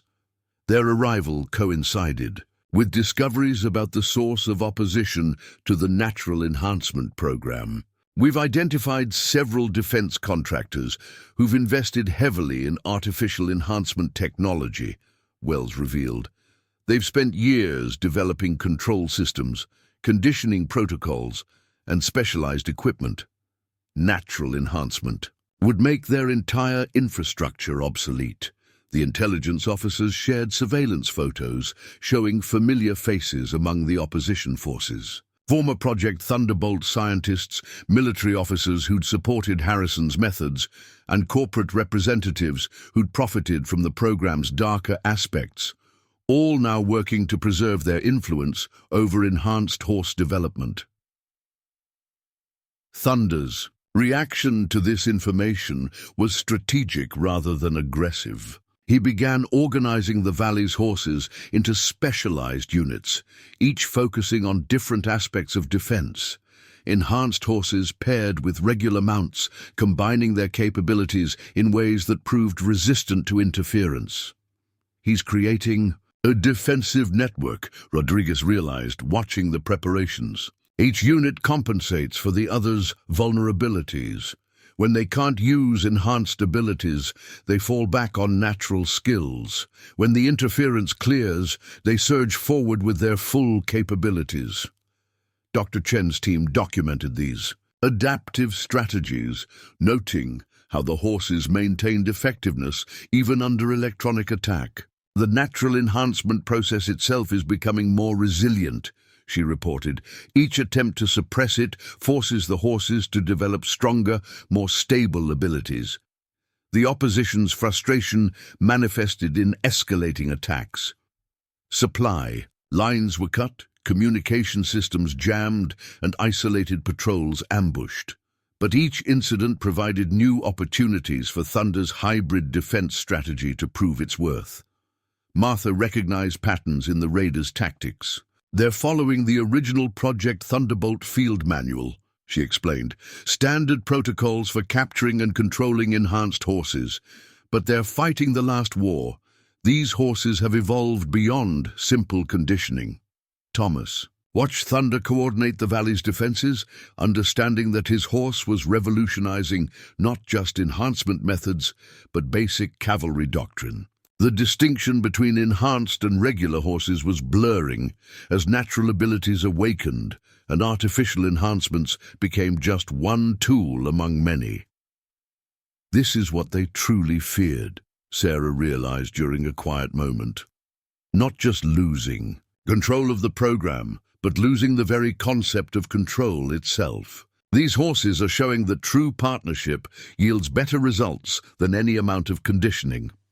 The tension reached a new level when interference signals began targeting the town itself. Strange frequencies disrupted sleep patterns, affected electrical equipment, and created an atmosphere of constant unease. The enhanced horses adapted, but the psychological impact on the human population proved challenging. Senator Wells convened an emergency session with military leadership. "We're dealing with more than just corporate interests," she reported. "These attacks represent a fundamental philosophical conflict. The choice between control and cooperation, between forced compliance and willing partnership." Thunder's response to the escalating pressure demonstrated why he had been considered Project Thunderbolt's greatest success and its greatest threat. Instead of centralizing control, he distributed leadership among multiple horse groups.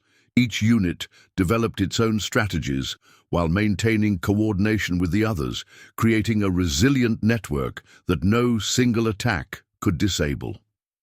"This is true tactical evolution," Rodriguez observed. "Not just enhanced abilities, but enhanced thinking. They're not just following protocols, they're creating new ones based on immediate needs." The raids continued, but their effectiveness diminished as Thunder's defensive network proved increasingly adaptable. Each attack yielded new insights, allowing the horses to refine their hybrid tactics. Enhanced abilities became just one component of a more comprehensive defensive strategy. Dr. Chen's research revealed unexpected benefits from the constant challenges. "The pressure is actually accelerating natural enhancement," she reported. "The horses are developing abilities faster and more stably than in controlled conditions. It's like their potential awakens more fully under stress." As evening approached, Thunder gathered his forces for a comprehensive demonstration. Enhanced and regular horses moved in perfect coordination, switching seamlessly between natural and advanced capabilities. Their performance proved that true strength lay not in technological superiority, but in the ability to adapt and overcome. The night brought fresh challenges, as Thunder detected new frequencies being tested against the valley's defenses. Each variation required different countermeasures, forcing the horses to constantly adapt their responses. Dr. Chen's team worked through the darkness, documenting how the enhanced horses' neural patterns shifted to resist each new form of interference. "They're not just blocking the signals," the scientist observed, studying real-time data. "They're actually learning from them, developing natural immunity to artificial control methods. Every attempt to suppress their abilities makes them stronger." James Blackwood contributed crucial insights from his years of horse training experience. "Look at their body language," he pointed out during a particularly intense wave of interference. "They're teaching each other physical techniques to ground themselves, using natural movements to stabilize their enhanced awareness." Thunder's leadership style evolved to meet the growing threats. He began organizing specialized training sessions, working with small groups of horses to develop specific defensive capabilities. Some units focused on long-range detection, others on close-quarter protection, creating a layered defense that proved increasingly difficult to penetrate. Martha received intelligence reports suggesting broader implications. The corporate interests aren't just fighting us, she revealed during a strategy session. They're racing to implement their control systems across multiple regions before natural enhancement can spread. It's becoming a competition between two fundamentally different approaches to horse development. Senator Wells strengthened her support after reviewing Dr. Chen's latest findings. The cost analysis alone is staggering, she noted. Natural enhancement requires minimal infrastructure, produces more stable results, and eliminates the need for expensive control technologies. The only ones who benefit from artificial methods are the contractors selling the equipment. The opposition changed tactics, attempting to sow discord between enhanced and regular horses. New interference patterns targeted the communication channels that facilitated natural enhancement, trying to disrupt the teaching process itself.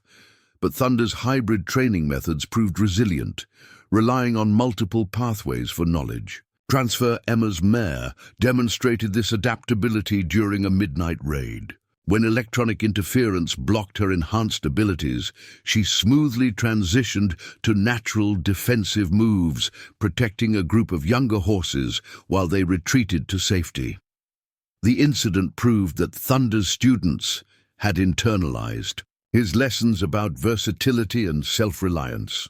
Captain Rodriguez's cavalry unit incorporated these lessons into their standard procedures. "We're rewriting the manual on horse-mounted operations," she explained to visiting military observers. "Instead of depending on enhanced capabilities, we're creating integrated teams that combine different types of strengths. It's proving more effective than pure enhancement ever was." The corporate forces attempted psychological warfare, broadcasting frequencies designed to create anxiety and aggression in horses. But Thunder's influence had created something they hadn't anticipated, a community of horses capable of supporting each other through difficulties. When one horse struggled against the artificial signals, others would provide physical and emotional stabilization. Dr. Chen's research revealed an unexpected development. The interference isn't just failing to suppress natural enhancement, she reported, examining new data. It's actually accelerating the process.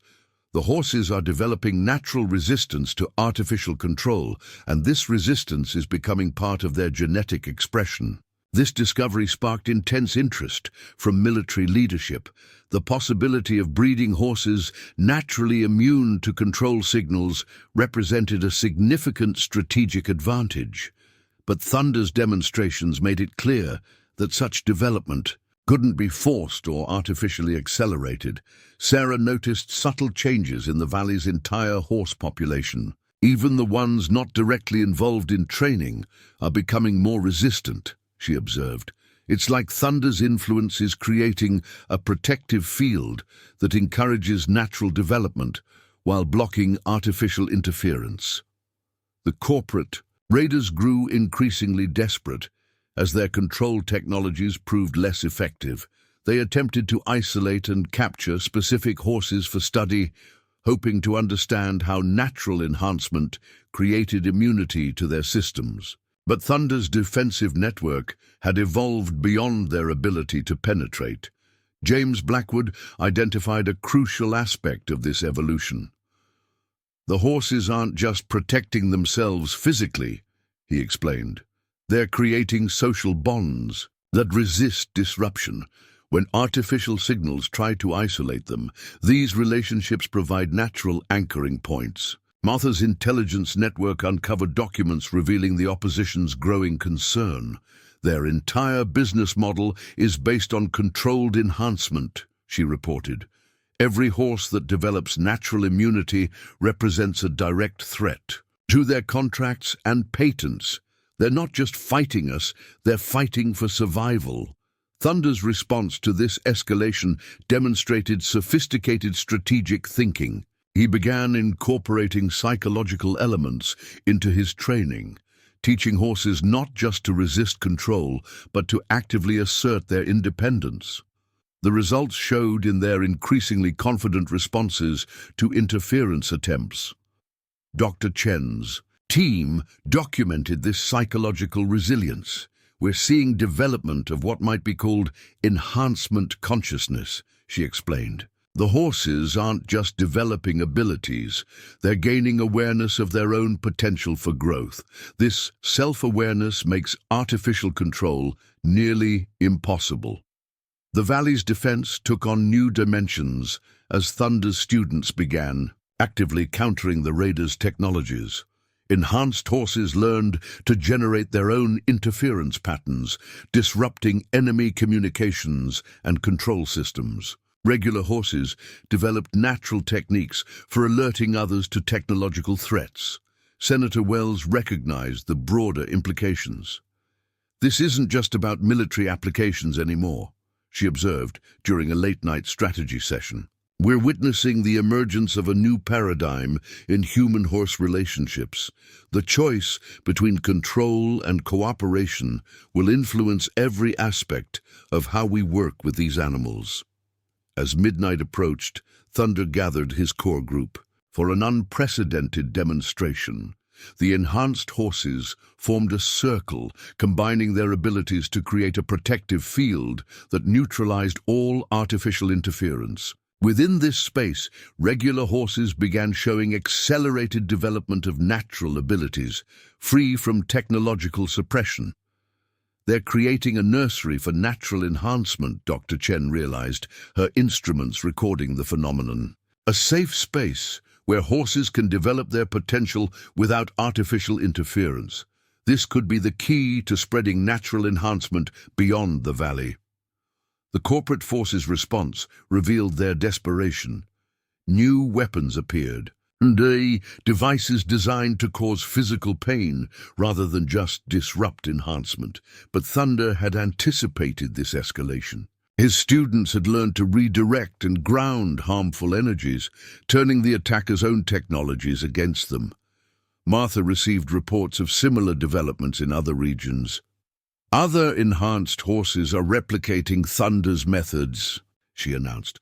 The knowledge is spreading naturally, passed from horse to horse through channels we barely understand. The corporate forces can't stop it anymore. As the night deepened, Thunder's defensive network achieved something unprecedented: complete immunity to artificial control across the entire valley. Enhanced and regular horses alike operated freely, their natural abilities flourishing despite the opposition's best efforts to suppress them. The corporate raiders faced a stark reality. Their technology-based approach to enhancement had been rendered obsolete by horses teaching themselves to be free. Every attempt to reassert control only accelerated the spread of natural immunity, creating a self-reinforcing cycle of liberation and growth. Dawn broke over Golden Valley with newfound serenity. The morning light revealed the corporate forces, abandoned equipment scattered across the landscape, sophisticated control devices now rendered useless by the horses' evolved immunity. Thunder stood at his favorite viewpoint on the Reed farm, surveying the peaceful scene with the quiet satisfaction of a guardian who had fulfilled his mission. Dr. Chen's final research report painted a remarkable picture of transformation. The valley's entire horse population shows signs of awakening abilities, she documented, not through artificial enhancement, but through natural development accelerated by Thunder's influence. Each horse's capabilities reflect its individual nature, creating a diverse ecosystem of talents and strengths. Senator Wells arrived for her last official visit, accompanied by representatives from major agricultural and military institutions. They found a valley transformed not just by the defeat of Project Thunderbolt's dark legacy, but by the emergence of a new model of human-horse partnership.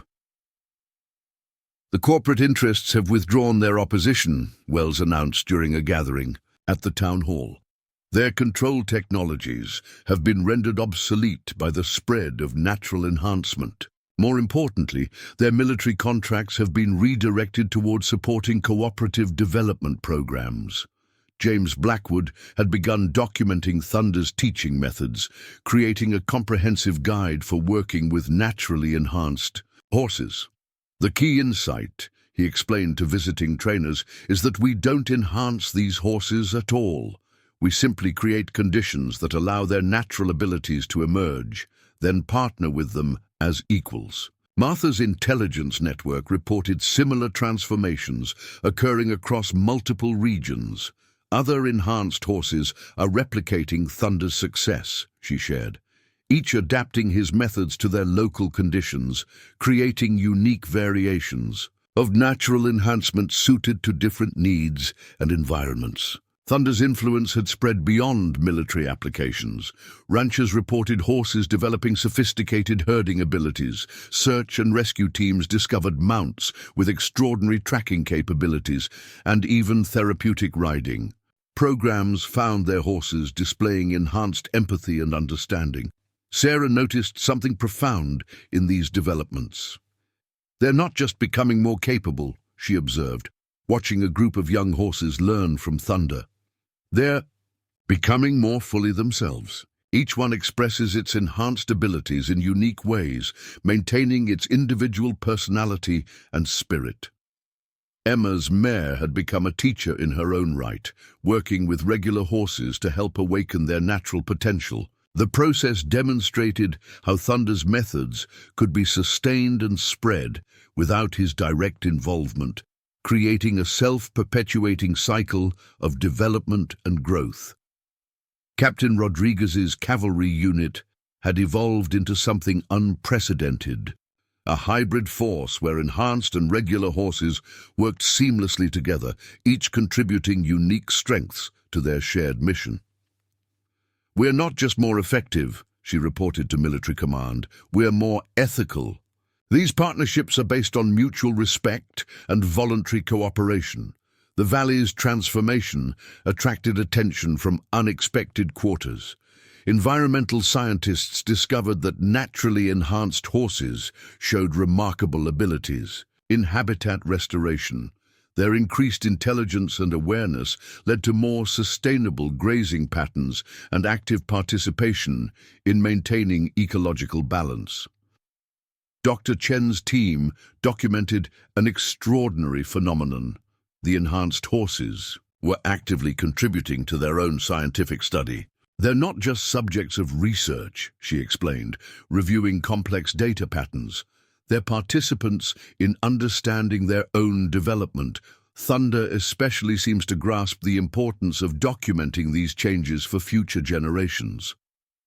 Thomas found himself reflecting on the journey as he watched Thunder work with a new group of arriving horses. The simple act of taking in a mysterious wounded stallion had sparked a revolution in human-horse relationships, challenging centuries of assumptions about control and partnership. The corporate forces' abandoned technology provided valuable insights. Analysis revealed sophisticated attempts to suppress natural horse development, suggesting their opposition had been driven by recognition of just how transformative Thunder's methods could be. Their fear had been justified, not because of any threat, but because genuine partnership would always prove more powerful than artificial control. Martha received her final intelligence briefing, a comprehensive report on Project Thunderbolt's dismantling. "The program's facilities have been repurposed," she announced. "They'll serve as research centers for natural enhancement, studying how to create optimal conditions for horses to develop their abilities freely." Senator Wells presented official recognition of Thunder's contribution to national security, though the horse's reaction made it clear he valued the simple trust of his human family far more than any formal honors. The ceremony highlighted how far they'd come from the days of secret military programs and forced enhancement. James Blackwood worked with Thomas to establish a training center in Golden Valley, not to create enhanced horses, but to teach humans how to recognize and support natural development. "We're not instructors," he explained to the first group of students. "We're facilitators, learning from the horses as much as we guide them." The valley's transformation extended beyond its equine population. The community had evolved, developing a new understanding of partnership and cooperation. Farmers worked more closely with their horses, recognizing and supporting their natural intelligence. The result was increased prosperity based on mutual respect rather than exploitation. Sarah discovered her own role in this new paradigm, documenting the subtle ways horses communicated their needs and abilities. Her observations helped bridge the gap between scientific research and practical application, making Thunder's methods accessible to a wider audience. Emma's experience with her mare contributed valuable insights into how young horses developed. Enhanced abilities. The process proved gentler and more natural than anyone had expected, suggesting that forced enhancement had always been an unnecessary deviation from nature's intended path. Thunder's legacy took final form in an unexpected way. Rather than establishing himself as a permanent leader, he began stepping back, allowing his students to become teachers in their own right. Each developed their own style of sharing knowledge, creating a diverse and resilient network of enhancement that couldn't be controlled or suppressed. Dr. Chen's final report to the military command emphasized this aspect. "The genius of Thunder's approach," she wrote, "lies in its self-sustaining nature. Enhanced horses teach others, who in turn become teachers, each adding their own insights to the growing body of knowledge. No central control means no vulnerability to disruption." The valley's success sparked a broader reformation in military and agricultural practices. Institutions that had once sought to control and modify horses now studied how to support their natural development. The results proved more effective than artificial enhancement had ever been. Thomas watched Thunder's quiet satisfaction as the valley settled into its new rhythm. The horse had achieved something remarkable, not just defeating those who would control him, but showing a better way forward. His methods had transformed not just horses, but the humans who worked with them. Martha received news that the last of Project Thunderbolt's hidden facilities had been converted to natural enhancement research centers. "The transformation is complete," she told Thomas.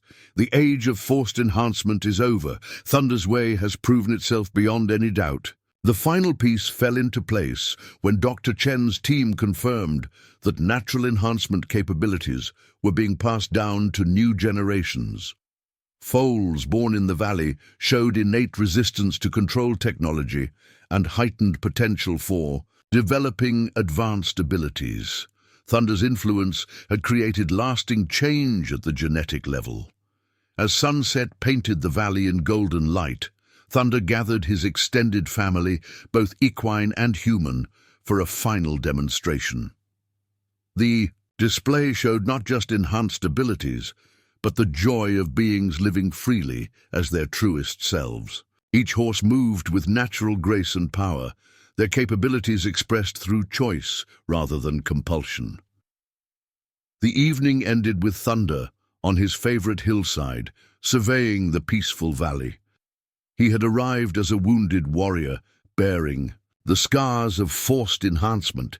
He departed that role as a teacher who had shown the world that true partnership will always triumph over control, that the greatest power lies not in technology or conditioning, but in the simple choice to be free.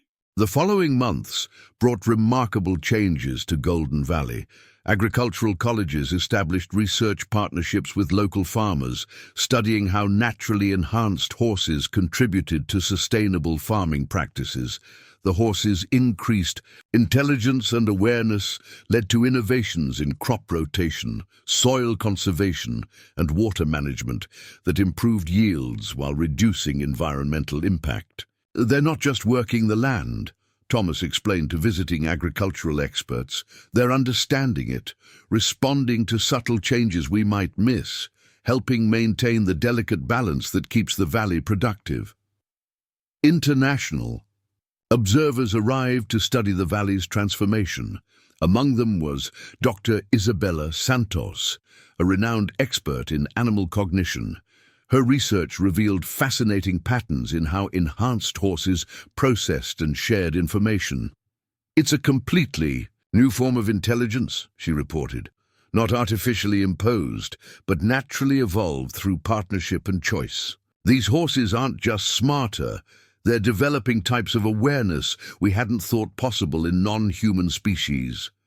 The valley's success inspired similar transformations across the frontier. Other communities began adopting Thunder's methods, each adding their own insights to the growing body of knowledge about natural enhancement. The movement spread organically, proving more resilient than any centrally controlled program. Sarah's documentation of Thunder's teaching methods became the foundation for a new approach to horsemanship. "We're learning to listen more than command," she explained during a demonstration. "Each horse shows us what it's capable of becoming if we just provide the right support and freedom to develop." Emma's experience with her mare contributed to understanding how enhanced horses formed social bonds. The relationships went beyond simple herd dynamics, creating complex networks of mutual support and teaching. Young horses learned not just from designated teachers, but from the entire community of enhanced equals.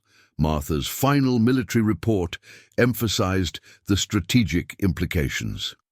"Natural enhancement has revolutionized our understanding of cavalry operations," she wrote. "But, more importantly, it's shown us that true strength comes from voluntary partnership, not imposed control." This principle has applications far beyond military concerns. James Blackwood's training center evolved into a hub for studying horse-human relationships. "We're not just producing better horses," he noted. "We're developing better humans." Learning to work with enhanced horses requires us to grow, to become more aware and responsible partners. The corporate forces abandoned technology provided unexpected benefits. Dr. Chen's team repurposed the control devices into diagnostic tools, helping identify and support natural enhancement processes. What had been weapons of suppression became instruments of understanding and growth. Thunder's influence reached beyond horses to affect other domestic animals. Farmers reported increased intelligence and awareness in their working dogs, cattle, showing more sophisticated herd behaviors, and even barn cats displaying enhanced problem-solving abilities. The phenomenon suggested that natural enhancement might be a broader possibility than anyone had imagined. Senator Wells secured permanent protection for the valley through special legislation. "This isn't just about preserving a successful experiment," she explained.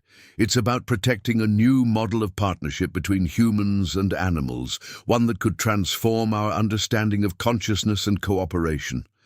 The valley's transformation attracted attention from environmental conservation groups.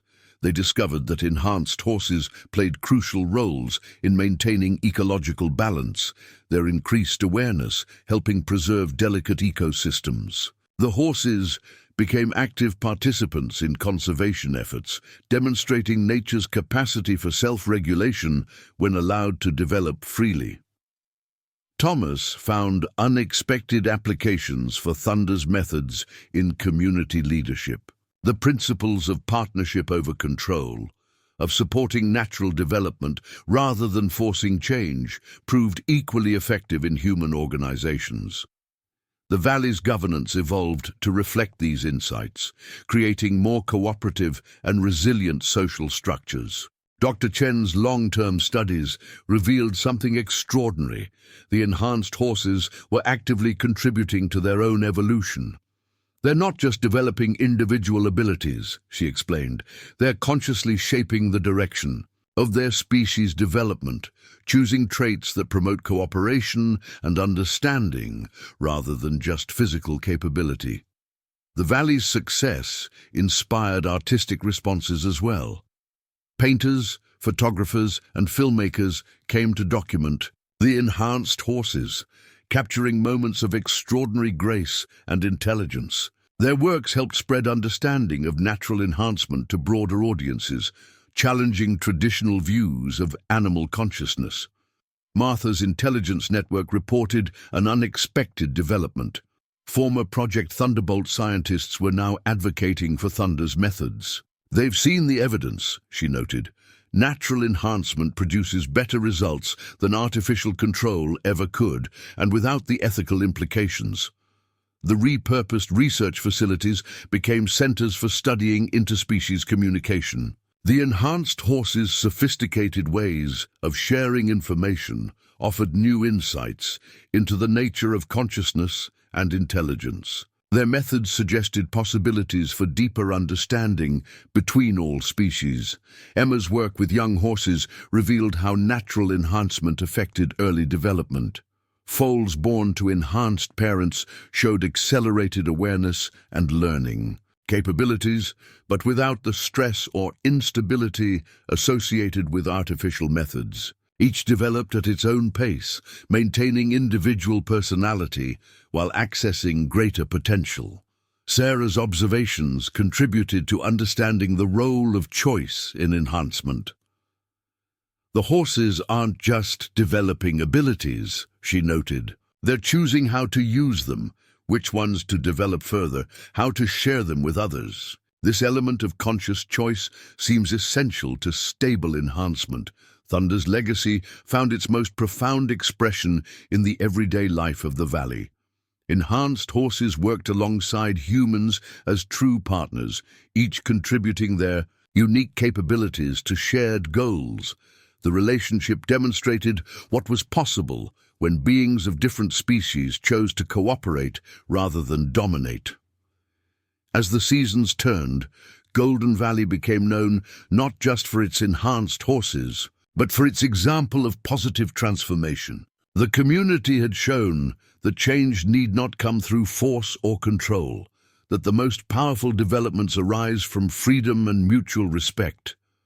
Thunder's influence continued to spread, carried by horses and humans who understood his essential message that true partnership transcends species boundaries, that intelligence flourishes best in freedom, and that the greatest enhancements come not from external modification, but from the choice to fully express one's natural potential. Up next, you've got two more standout stories right on your screen. If this one hits the mark, you won't want to pass these up. Just click and check them out. And don't forget to subscribe and turn on the notification bell so you don't miss any upload from us.